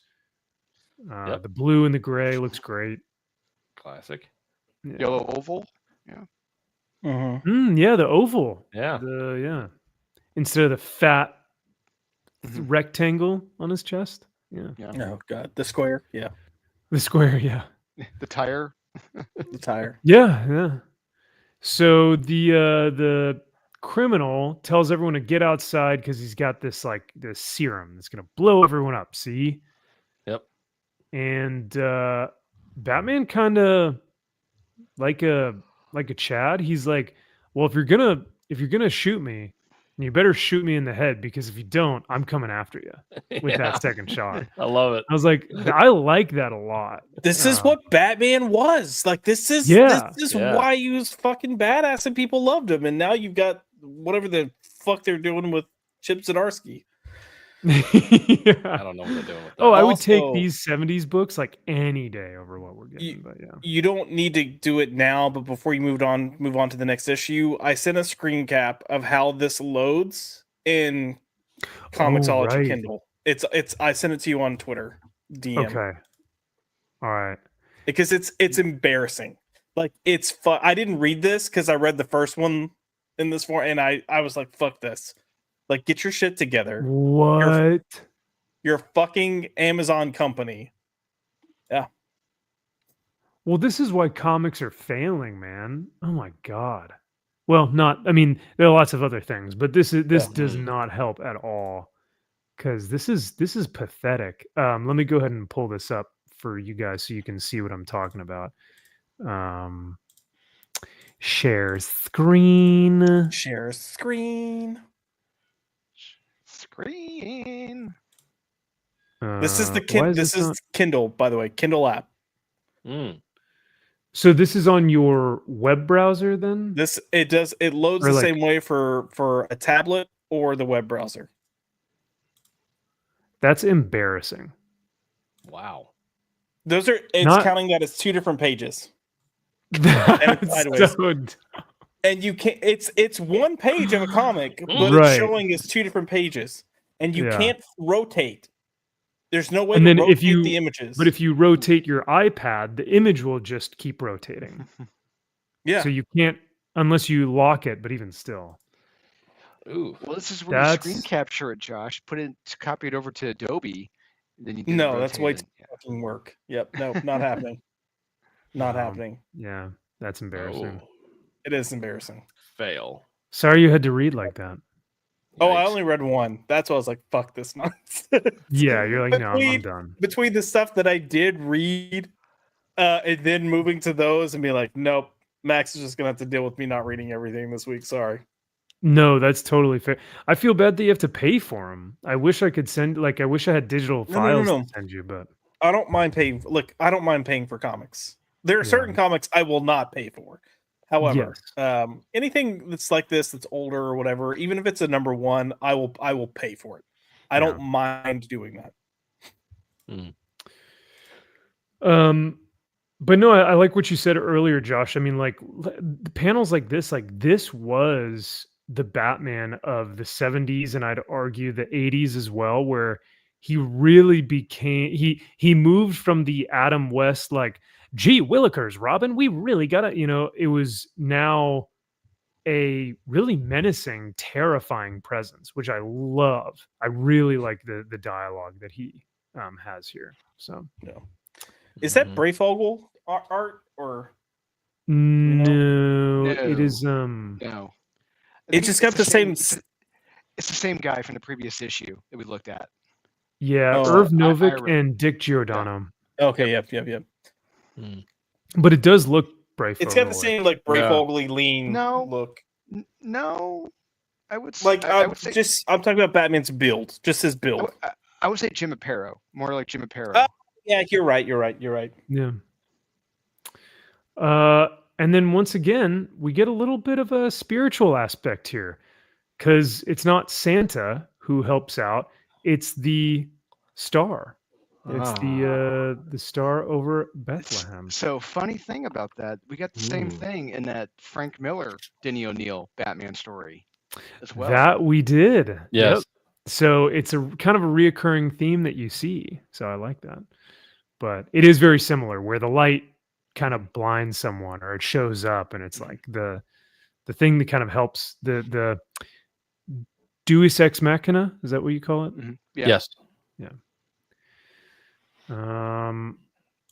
So yeah, that was only a 6-page story, but still fun. A little wacky, but the dialogue by Batman is much better in my opinion. So I did like that aspect of it.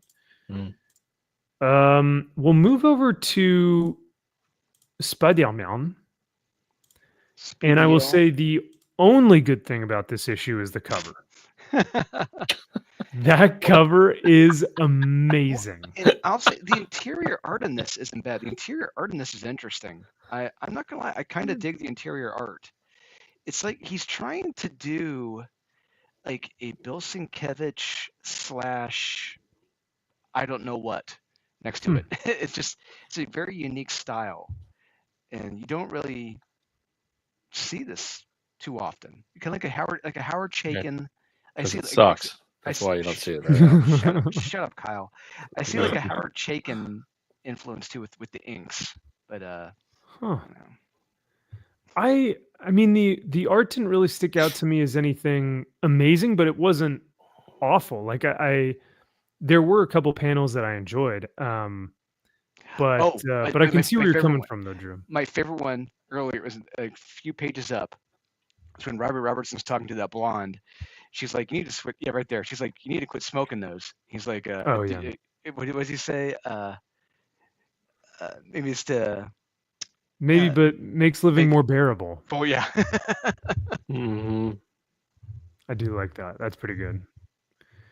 But really, the whole issue, and you guys can tell me if I'm wrong here, but the whole issue is just Peter complaining the whole time. He's going like, I'm lonely. I got no one to spend Christmas with. And then he's like, who can I call? I'll call Aunt May. And then he calls Aunt May, and then he's like, are you doing anything? And she's like, yeah, I'm just cooking. And he goes, oh, I guess you don't want to hang out with me. And then he hangs up on her, and she's like, what? I was going to invite him to dinner. And then he calls like, so-and-so, and this person, that person. And the whole issue, he's just like, no one wants to hang out with me on Christmas. So he ends up hanging out with his, he even calls MJ in the bath. And she's like, oh, yeah. She's like, yeah, I'm just getting ready. And he's like, oh, I guess MJ doesn't want to hang out with me either. And it's like, you dummy. Black Cat's in this.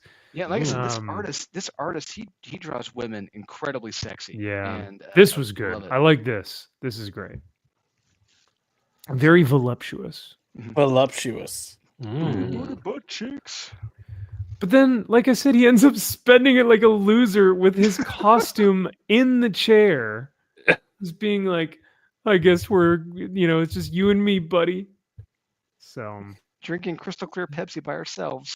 Merry Christmas. Out of his hand-etched Scotch glasses right there, all by himself, just sitting there. Oh, yeah. Wait. No, never mind. Oh.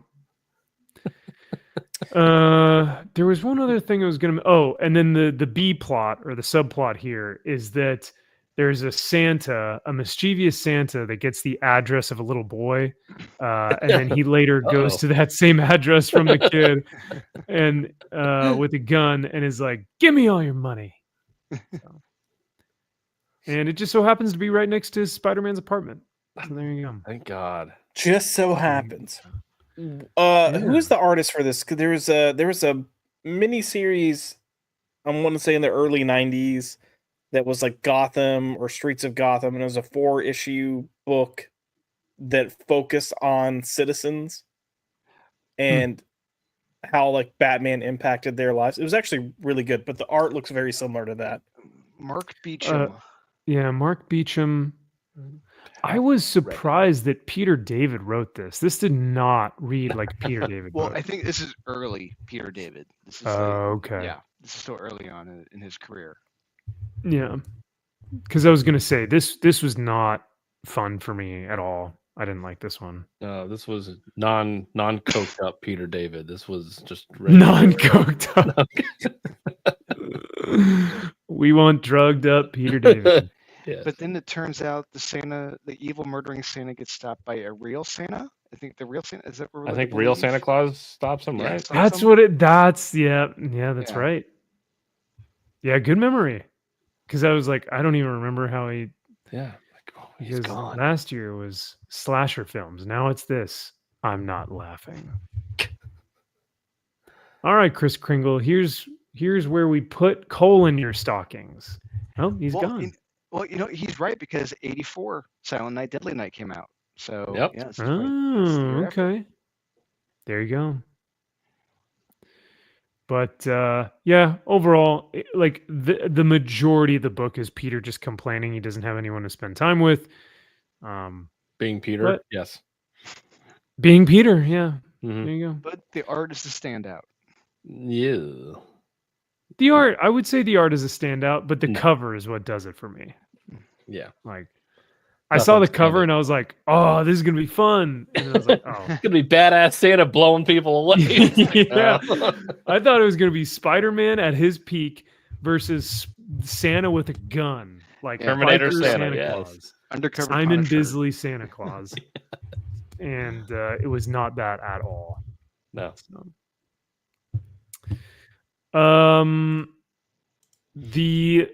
The other Marvel book that was a huge disappointment.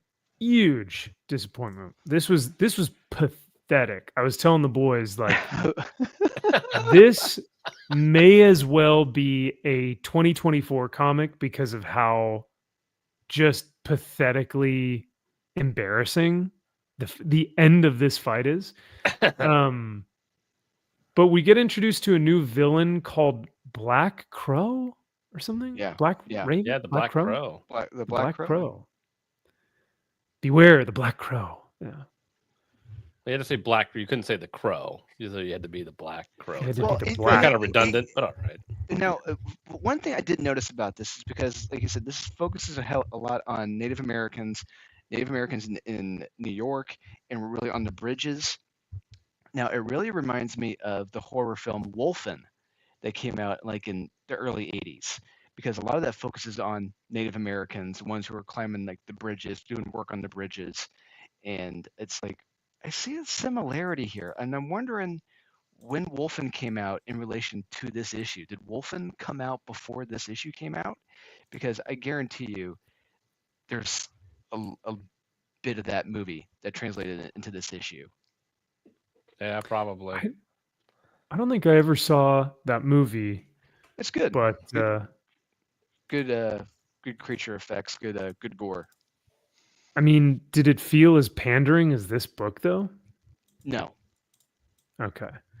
Yeah, because this was just I'm pulling up a review of it here that someone had written about. So But yeah, what if you issue- guys want to kind of, while I'm pulling this up. Well, What I don't issue? know what you mean by pandering because I didn't find any pandering in this. I thought it was grounded and Wow. Mhm. resonated really well with me as a Native American male. poignant. Oh. nuanced. I see. Two course. spirit Native American male.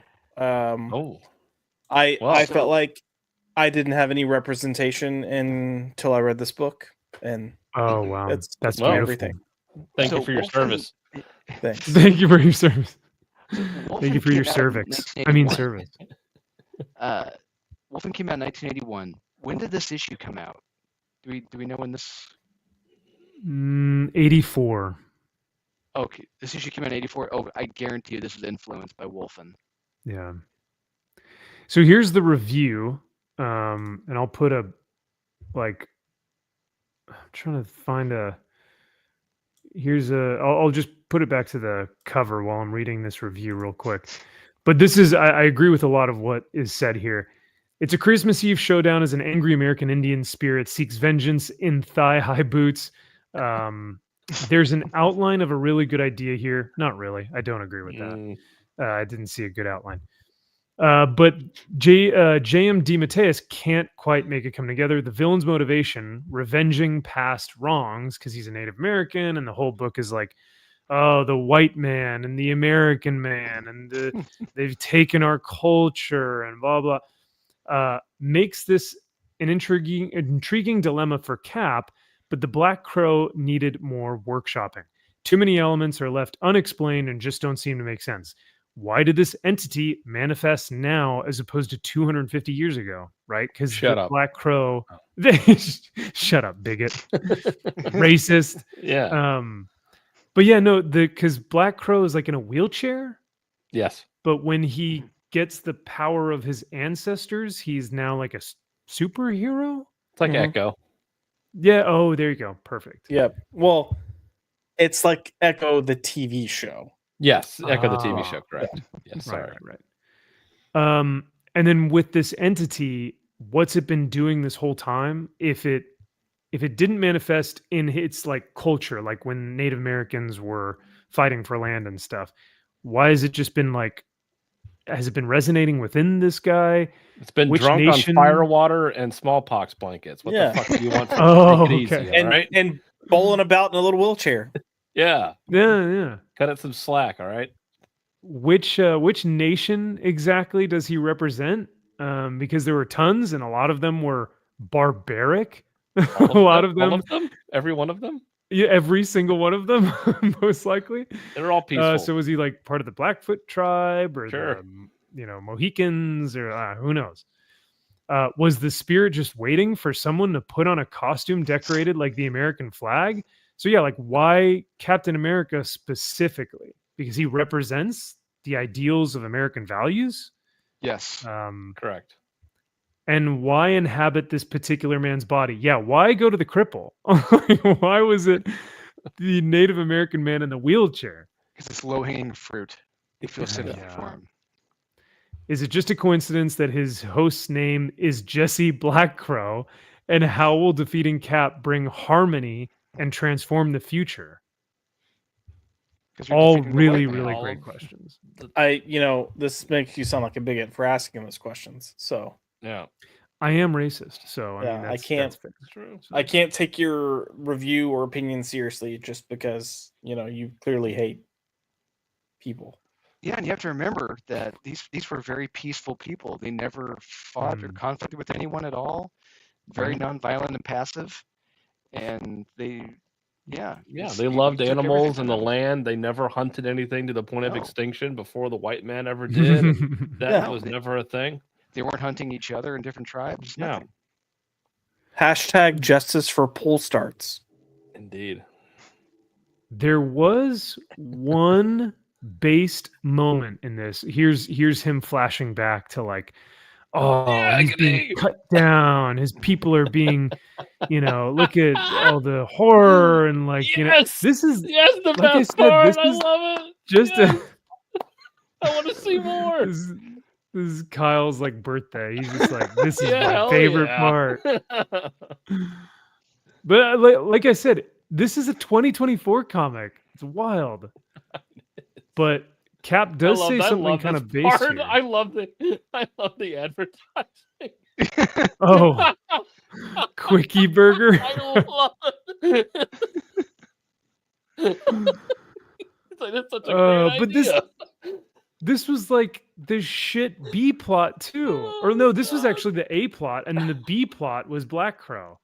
So like the A plot is like Steve is working at some corporate job, and this guy's like trying to market him this shitty burger place.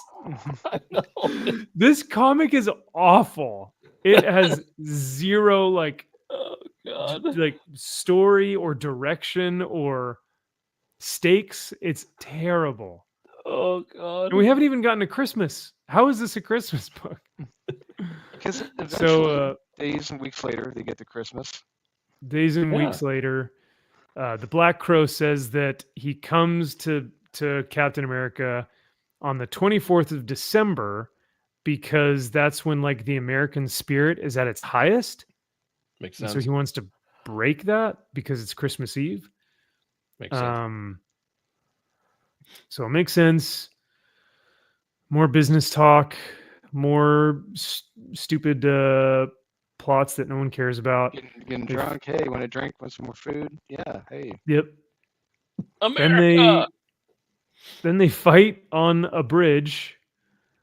And Black Crow. Look at this costume. My God, that's heinous. Oof. Oh, what do you mean? No. That costume is fire. Looks like a crow. Water? He's got that long beak. Yeah. It's so lit, yo.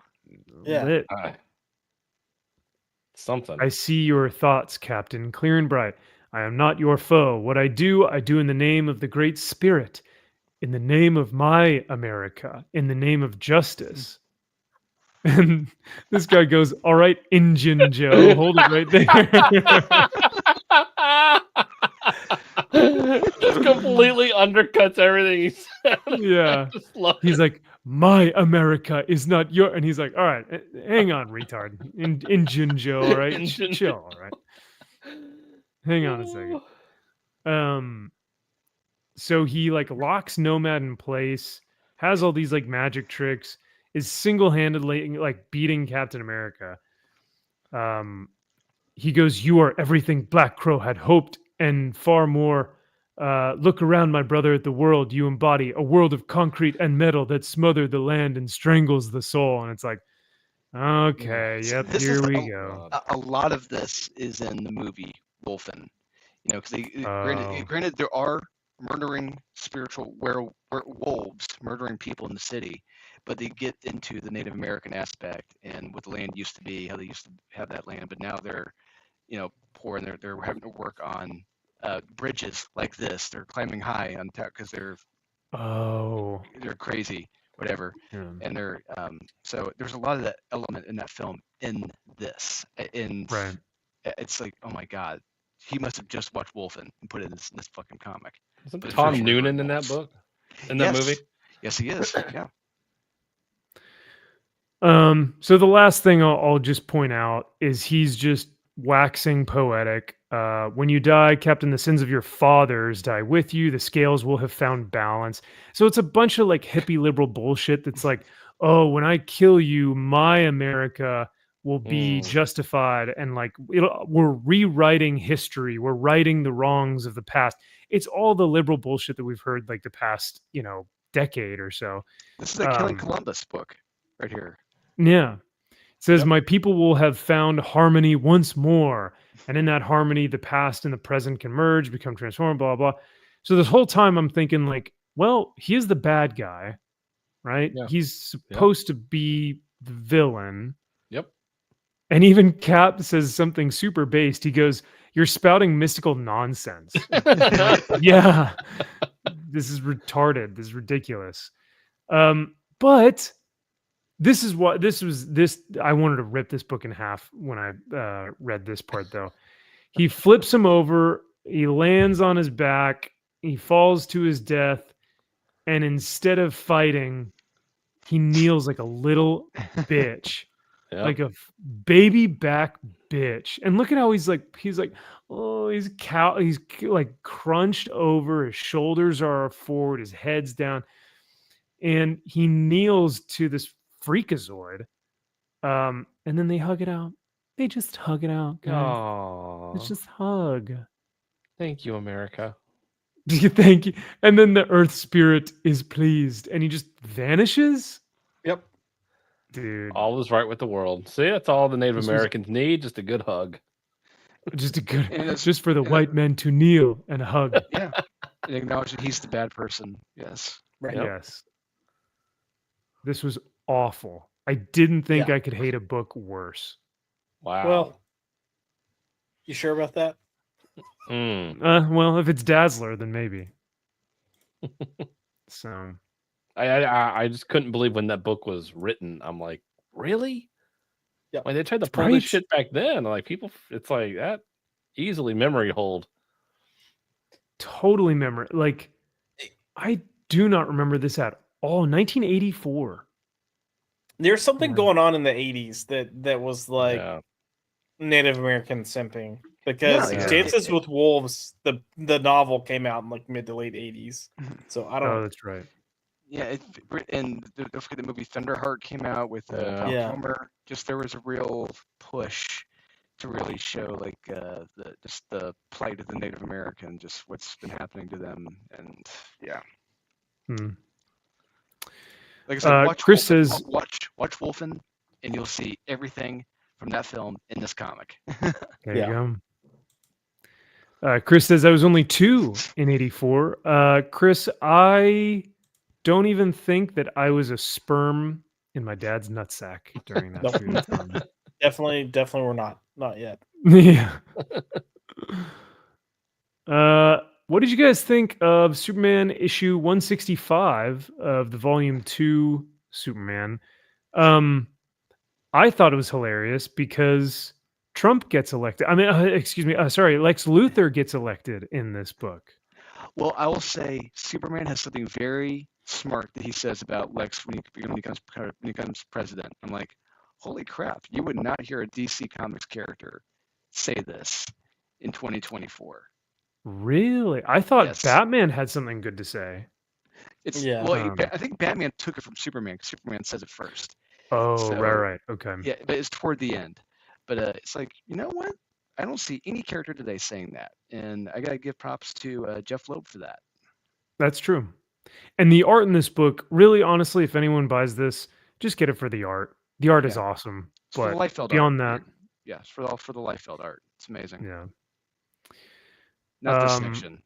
Yeah, they started this with the weakest short story. This was Humberto Ramos. Humberto Ramos on the art, and that is the worst Superman chin ever. I was gonna say it. Yeah, this looks brutal. awful. Both of them look almost awful. Yeah.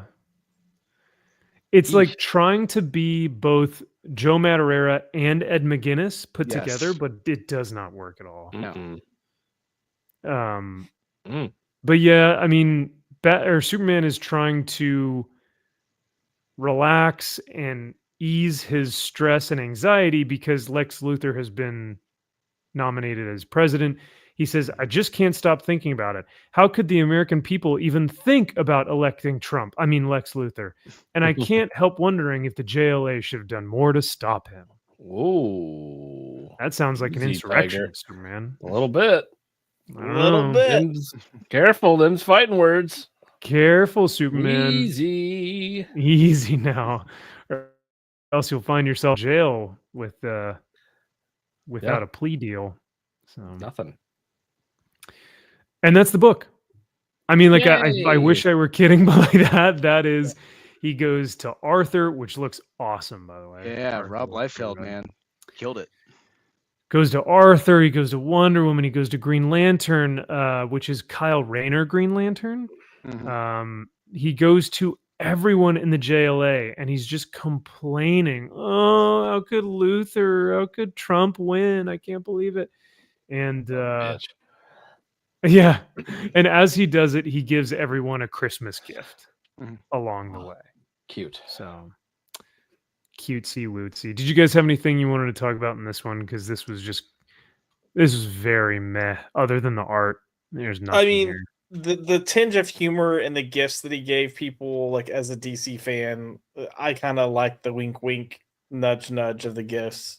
But that's fair. Other than that, yeah. Other than that, no, this didn't do anything for me at all. Yeah. Like the ring polish for Kyle. Yeah, like that's cute. Yeah. Yeah. Toast Orbs. It's Toast Orbs. But yeah, Kyle brings up a good point. He's like, listen, he's like, some of the times I vote because I have hope that maybe my vote will do something. But he's like, for the most part, I don't really focus on politics because it's just not my fucking thing, you know? When did this come out? Was there an election 2000. I think it came out in 2000. Well, 2001. 2000. Yeah. Okay. Interesting. So yeah, you can guess what everyone was thinking at the time. But yeah, he also says like, hey, you know, Luther's a crook. So what? If Luthor were out, the next president, he'd probably be a crook too. You know, like, so he has this kind of more, what's the word I'm looking for? More of not an anarchist, but he's more nihilist about it. He's just like, yeah, he's like, I don't care. It's also kind of like he's indifferent about it.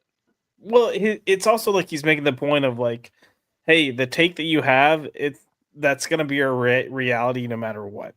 Like, exactly. We're not going to have the best person. We're not going to have, you. Yeah. Yeah, he says, he's like, so what? Superman asks him, he's like, why do you even vote in the first place then? And he goes, I don't know, really. Hope, I guess.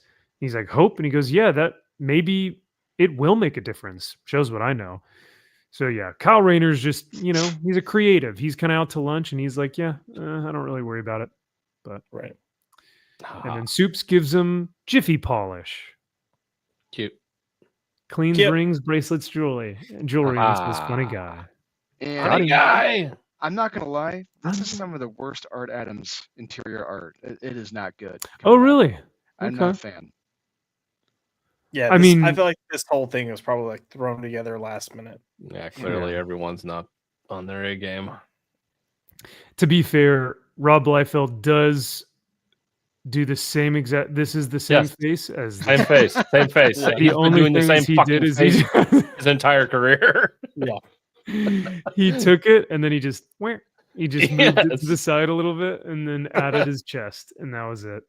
So, which I mean, like you said, this was rushed in about a week and they were just like, look, Bush was elected. Just get this in there. Okay. Yeah. Just get it out. Yeah. But even Art Adams on his, even when he's bad, he's still pretty damn good. I think, but this is pretty okay. It's okay, yeah. And then what was the one? I did actually like the Ian Churchill and Norm Rapmund. Oh yeah, Ian Churchill. He is an artist who does not get the respect that he deserves. He has been doing this since the 90s, but he has changed his art style at least 4 or 5 different times. He is a chameleon when it comes to art, and he is incredibly talented. And anyone would be fortunate to have him as an artist on a book. Yeah. It's definitely going for that sex pill. I'm just saying. He draws his women pretty damn perfectly. So. Indeed. Oh. Yes. Even in action poses, it's tough to get the something like this going, but he does it well. So. But yeah, even Wonder Woman's like, dude, I've beaten you 3 times now. You're letting me win because there's something on your mind. And if you were so obsessed with Luthor being in office, then he's already won and you're being a pathetic little bitch. Yeah. And he was like, shut up, woman. And she goes, listen, as your friend, just chill. And he's like, all right, here's a little present for you. And then they make out and bang. And then here's a big present for you. And then here's my my Superman-sized hammer. Yep. And then you get Joe Mad, which is awesome. Gotta love Joe Mad. That Batman is awesome. Dude, this is sick. I love the Batman here. And this is probably my favorite one out of all of them because Batman says, wasn't it you who said, we have to put our faith in the American people to do the right thing? Yeah. There you go. Simple as that.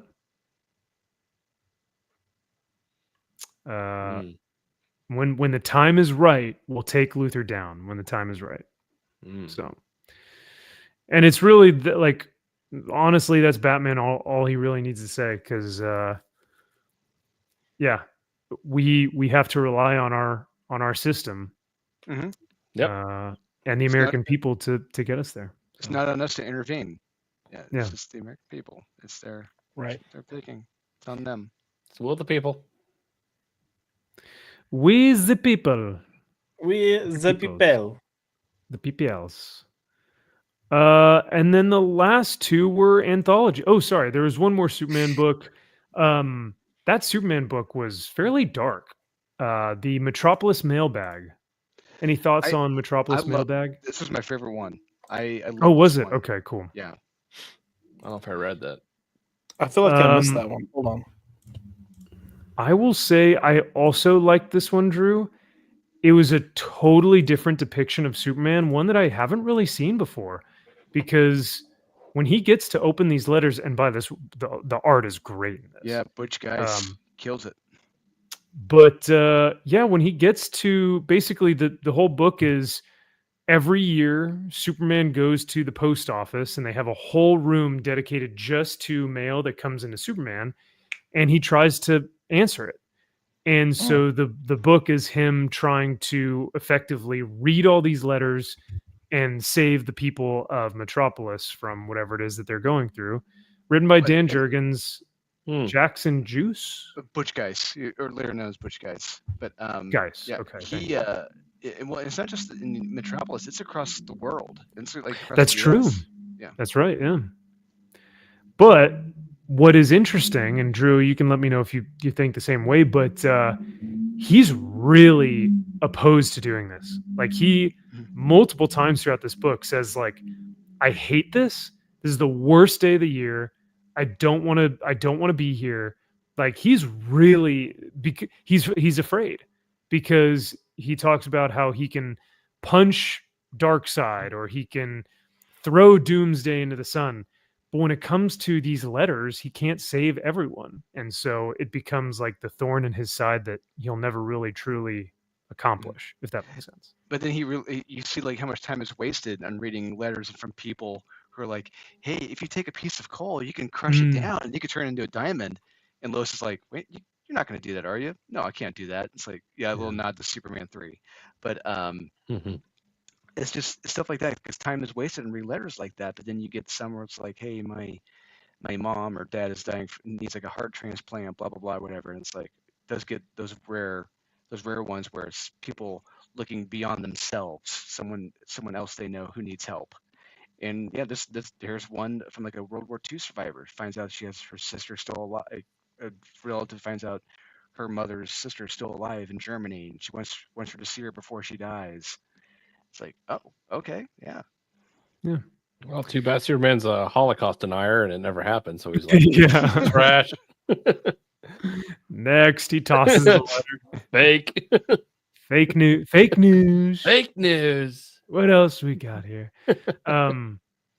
But yeah, there's one letter that, like you said, Drew, there's one that's like, hey, I've got a great business deal for you, Superman. You and me are going to go into business and we're going to do this thing. And he's like, yeah, no, I'm not, So a lot of letters are like that. But then some of them are like this little kid. Look at how dark this is. Yeah. It gets really serious real quick because the kid says, my dad has a tumor in his brain and I want you, and I know that you're Superman so you can save him. And he's like, how can I save this kid? How can I save this dad? But I have never seen a panel like this before of Superman in that much shadow portrayed as someone who is like helpless. It was pretty interesting. So I don't know, Drew, had you seen anything like this before, or did you notice this at all, or was this kind of? I'd seen some panels kind of like that George Perez had done on his Superman run like a few years prior to this, but whereas like the tone, like that serious of a tone, we would get kind of some of that later when they made Toyman a killer of kids a little bit later on. But this is one of those earlier darker moments, and it really hits home. That was actually a pretty good conversation, and she has a good conversation with that mom. Like, hey, I know he didn't survive, spoiler alert, but his organs could potentially help save someone else. That's something for you to consider. It's like, oh, yeah. But this was cute. I did like this. This is clever. Yeah, he ends up bringing like he gets with Bruce Wayne to buy toys for kids, for orphans. He gets a Santa, dresses him up, and he dresses up in this like invisible suit to pretend like Santa has come to see the kids. So it's a nice little wrapping of the bow to the story. Kind of anticlimactic at the end though, but I mean, in terms this was one of the triangle stories that was continuing on where it's like, he and Lana, oh my God, what is going on? That's They're getting married? Not Lana, not my Lana. No. And bear in mind, this is all before Superman died. This is about, I think, 6 months before they killed off Superman. Yeah. Oh wow. Yeah, that is that. Okay. So in context, I will say this may be a hot take, but I like Lana better than Lois. She's a redhead. Redheads are crazy. So, yeah. Fair. Cajun says I'm off to bed. Night, guys. Night, Cajun. Thanks for being here, brother. Merry Christmas and have a great weekend. And then the last two will be super short, but these were the anthology ones. Christmas with the Superheroes #1, 1988, and Giant Superhero Holiday Grab Bag, which sounds like a fake title to something, but it is actually real. So, did you guys have anything interesting about these ones that you guys liked? And I'll pull them up, and if there's anything in particular that you wanted to talk about. I didn't read as much of the Marvel one because the Marvel one was just a cavalcade of just literally grab bags. Like any random comic could have been in here and they just kind of threw it in. Whereas the DC anthology was very much geared towards Christmas themed specials, if that makes sense. So also, fun fact, see this cover for the Marvel Giant Size Super? So Hulk has got a bit of a derpy face, right? Thing has got a bit of a derpy face. Cap is kind of doing some weird thing. So special needs, yeah. And they're all little special needs on this. Mm-hmm. If you guys didn't know, so I looked this up, and the cover. Hold on, where'd it go? Don't tell me it was Herb Trimp. Across town at Marvel, some surmised that the Grinch assisted Big John Buscema when he drew the cover art for Giant Super Holiday Grab Bag. So the original art for this was actually Buscema. So all the bodies that you see on this cover are all Buscema. Like the Spider-Man, that's all Buscema. But its characters' facial expressions mirrored their personalities, particularly the snarling Incredible Hulk. Conversely, DC's Christmas with the Superheroes featured its stars smiling, blah, blah, blah. So John Romita softened Buscema's meaner depictions by redrawing the faces of most of the Marvel heroes on the grab bag cover, turning their frowns upside down and allowing them to express the expected holiday cheer, even the ever-grinning Hulk. So the derpy, Down syndrome Hulk is actually John Romita Jr. or John Romita. So, wow, there you go. Yikes! Little fun fact for you. Yeah. Oh boy. Yeah, the original cover looks way better. Like, let me see if I can find Let's see that.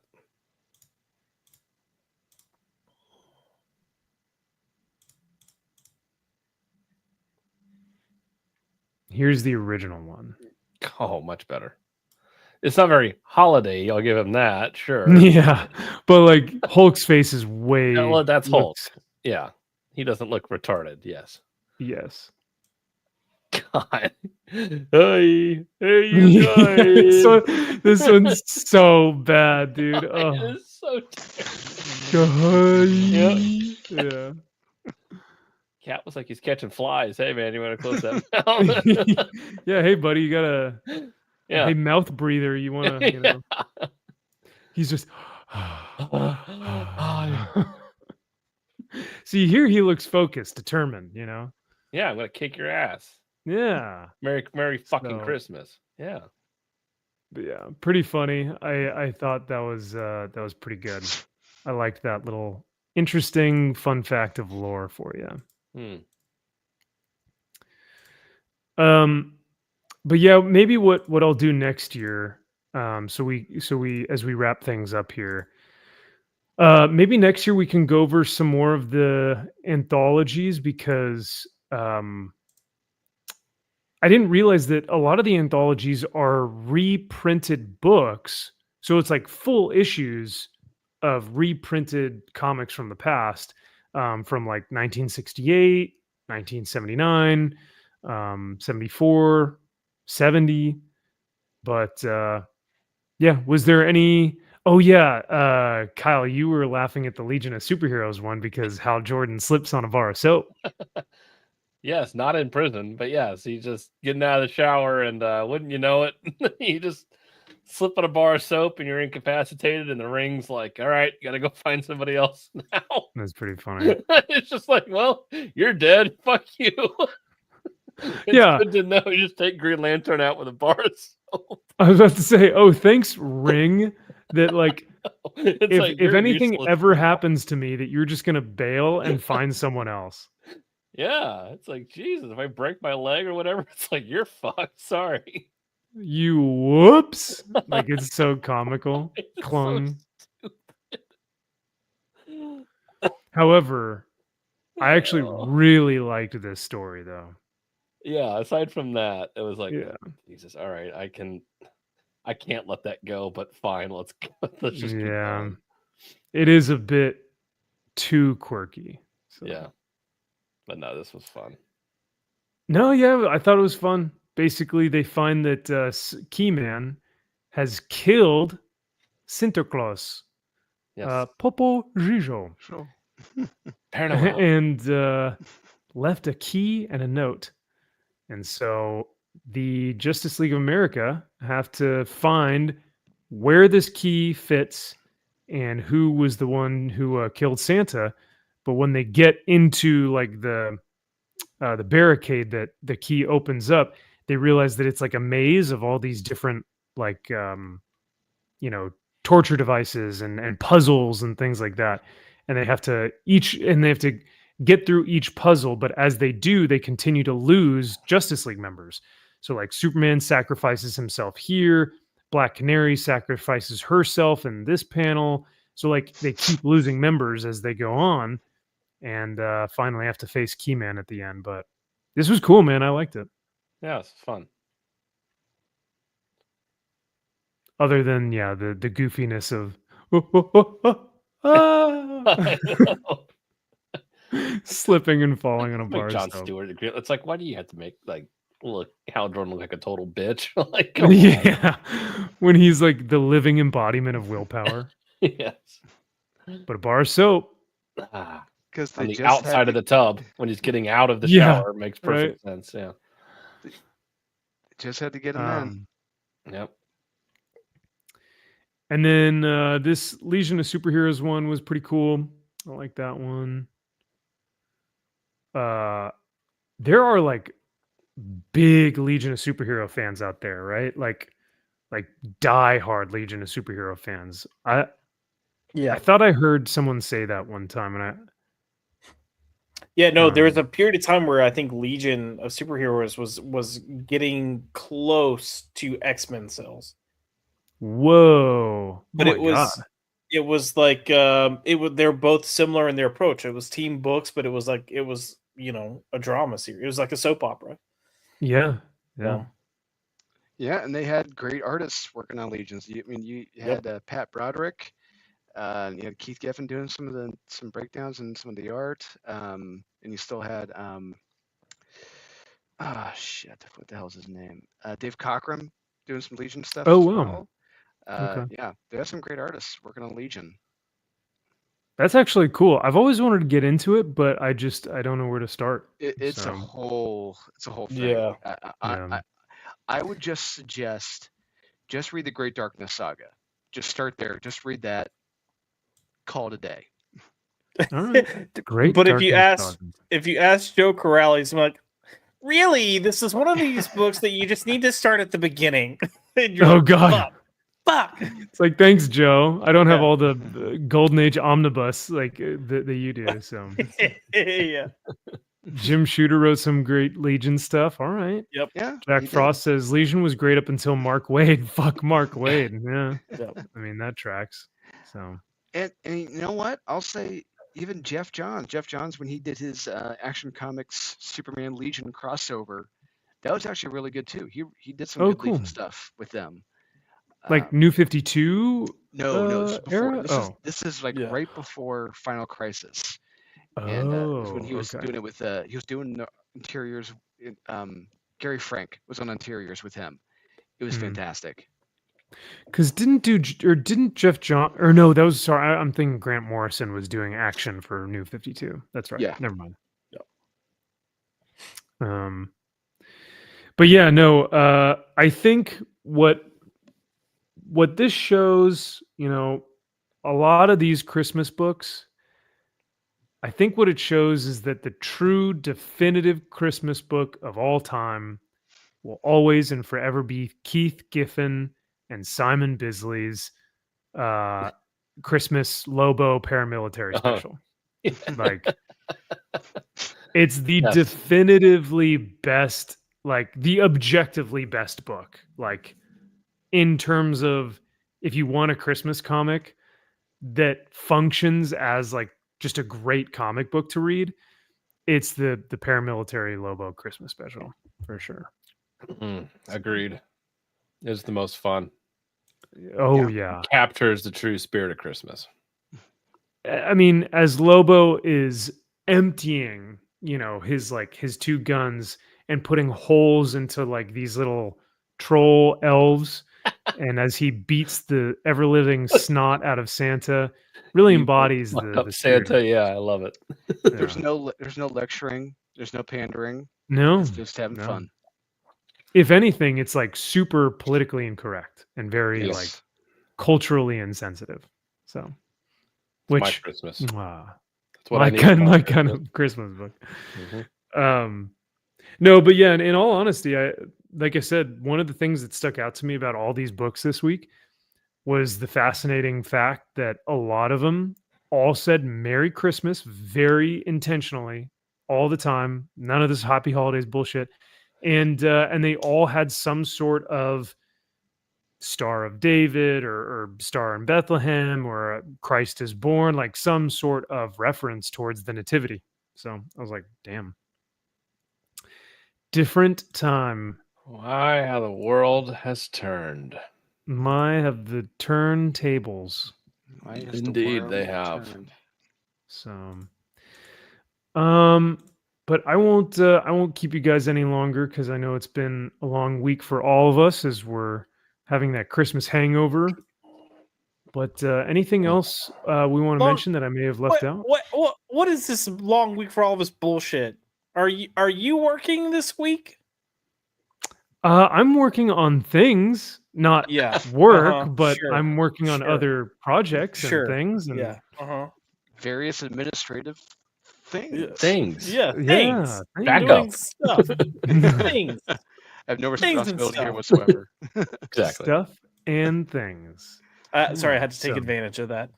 No, I mean you're 100% right. So whoever is out there and working right now this week, I applaud you, and Indeed. Thank you for your service again. Thank you for your cervix. Yeah, that too. I'll give you a little salute there because you're the true heroes. Indeed. Thank you. Front line. Yeah, but I'll accept a little nip slips if you want. Guy or girl, it's fine. I'm an equal. I'm an equal boobertunist, so. Boobertunist. The next DC book. All right. That's right. Yeah, there you go. But no, I'm super grateful that I've had some time off. Because it. Well, I'll talk to you guys after the show a little bit more about it. But the home, or Josh, did I tell you about it? The home that I have. Yeah, that's right. The tenants left without a 30-day notice and dipped without paying their last 2 months' rent. So, what is it? Where is this? Last 2 months. Yes, sir. Yeah. Where is this? So I have a home here in California that I bought when I was still active military, and I rented out to tenants, and now it's empty. There's no one in it. And my property manager was like, "Hey, just wanted to let you know." And I was like, "What?" So, what it really is Max has a meth house. He's been hiding it from us. He does not believe that sharing is caring, and the tenant got arrested. So, Where's your holiday spirit, man? Yeah. What the hell's the matter with you? Kick him out on Christmas? What the fuck? I know. Wow. Well, no, let's be real. I just wanted squatters to come into the house. I want people who don't have to pay for the house to live there and just do drugs. So, or maybe they saw Tom Holman's press conferences and said, "Hey, he's coming for all the criminals and Vámonos, muchachos." Yeah. Yes, they did. Yeah. Dude, holy crap. seeing him the other weekend, like when demonetized. What if this is really funny. Right? What if Max is like, yeah, they just up and left without a notice, and the reality is like, oh, they got deported. Yeah. Oh god. Tom Homan already doing his job. How am I supposed to know they were illegal? Yeah.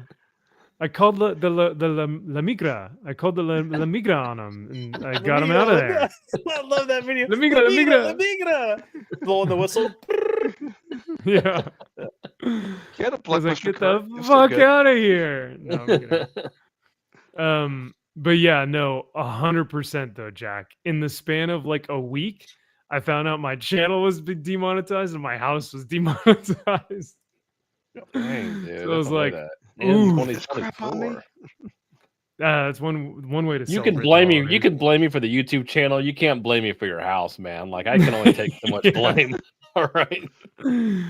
Oh man, yeah. When that came out, I was about to yell at you, like, "What the fuck?" Kyle? And then I was like, I can't do it. I can't do that. No. It would have been funny if the person was like, I can't live here anymore. I found your channel.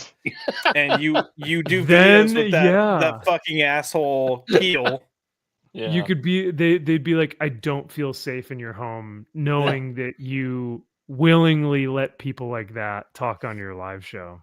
That's right. Oh, that'd be then awesome. I could blame you. That'd be really awesome. funny. That would be awesome. That would be... Not for you, but for me, that would be pretty awesome. I don't even know if I'd be mad. I'd just be more just like, I don't even know. I wouldn't even know what to say. I would need an award or something. I Yeah. would need like a key to the city, or I don't know. I would need something. Look, I would just buy you a dildo and then put a plaque on it that says "Biggest Dick Award." Well, that can be taken multiple different ways. So maybe I'd either way, I'll take it. I love it. Kyle's wife is like, "The fuck is this? Is this a joke?" It's like, look, I legitimately did not think that one through, and I apologize. We know it's in good. It's in good, all in good. All in good fun. But you know what I'd do? I'd make you live in that house. I'd be like, well, Kyle, you're moving your family out to Cali, and I'm gonna make you live in the house. Pay me. I'll move out there by myself. How about that? I'll just there you go. But then it would be dangerous because then you and I would start like hanging out all the time, and then your wife would be like, "Do you even care about us anymore? Who are you?" He's like, "Who? Yeah, who are you? Who are you?" Oh, that's right. Oh, right. So yeah. So when I mean lots of things that we've been doing during the holiday, lots of projects, lots of little things here and there, whether you're working or whether you're taking care of some life stuff. Hope everyone has been having a wonderful, merry, joyful Christmas. And I hope you guys have a happy new year. The next time y'all will see us, we'll be going over the worst comic books of 2024. So if you guys haven't read any of the books that we talked about, or if you want to go back and rewatch some of the live streams, you can go onto the playlist, Comic Shop Conversations on my channel, and you can watch those. But I'd highly encourage y'all to read through or look through the books that we talked about, because we will be mentioning ones that may have come out like last January, right? So these are a full 12 months later that people may have to get like refreshed on. So, and I'll create the document this weekend and I'll share it out with you guys. We can start entering our picks in there. So, yes. All right, cool. Anything else before we dip out? I think that's for me. All right. Well, with that being said,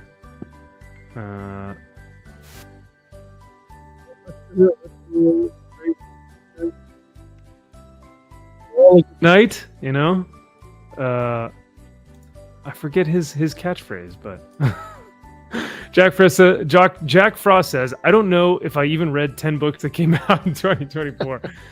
That's fair. But if you were here with us, technically you got to read them because we read them for you. And that's what we do here. We read things for you so that you don't have to. There you go. With all that being said, enjoy your night, everyone. Merry Christmas, Happy New Year, and we'll see y'all next weekend.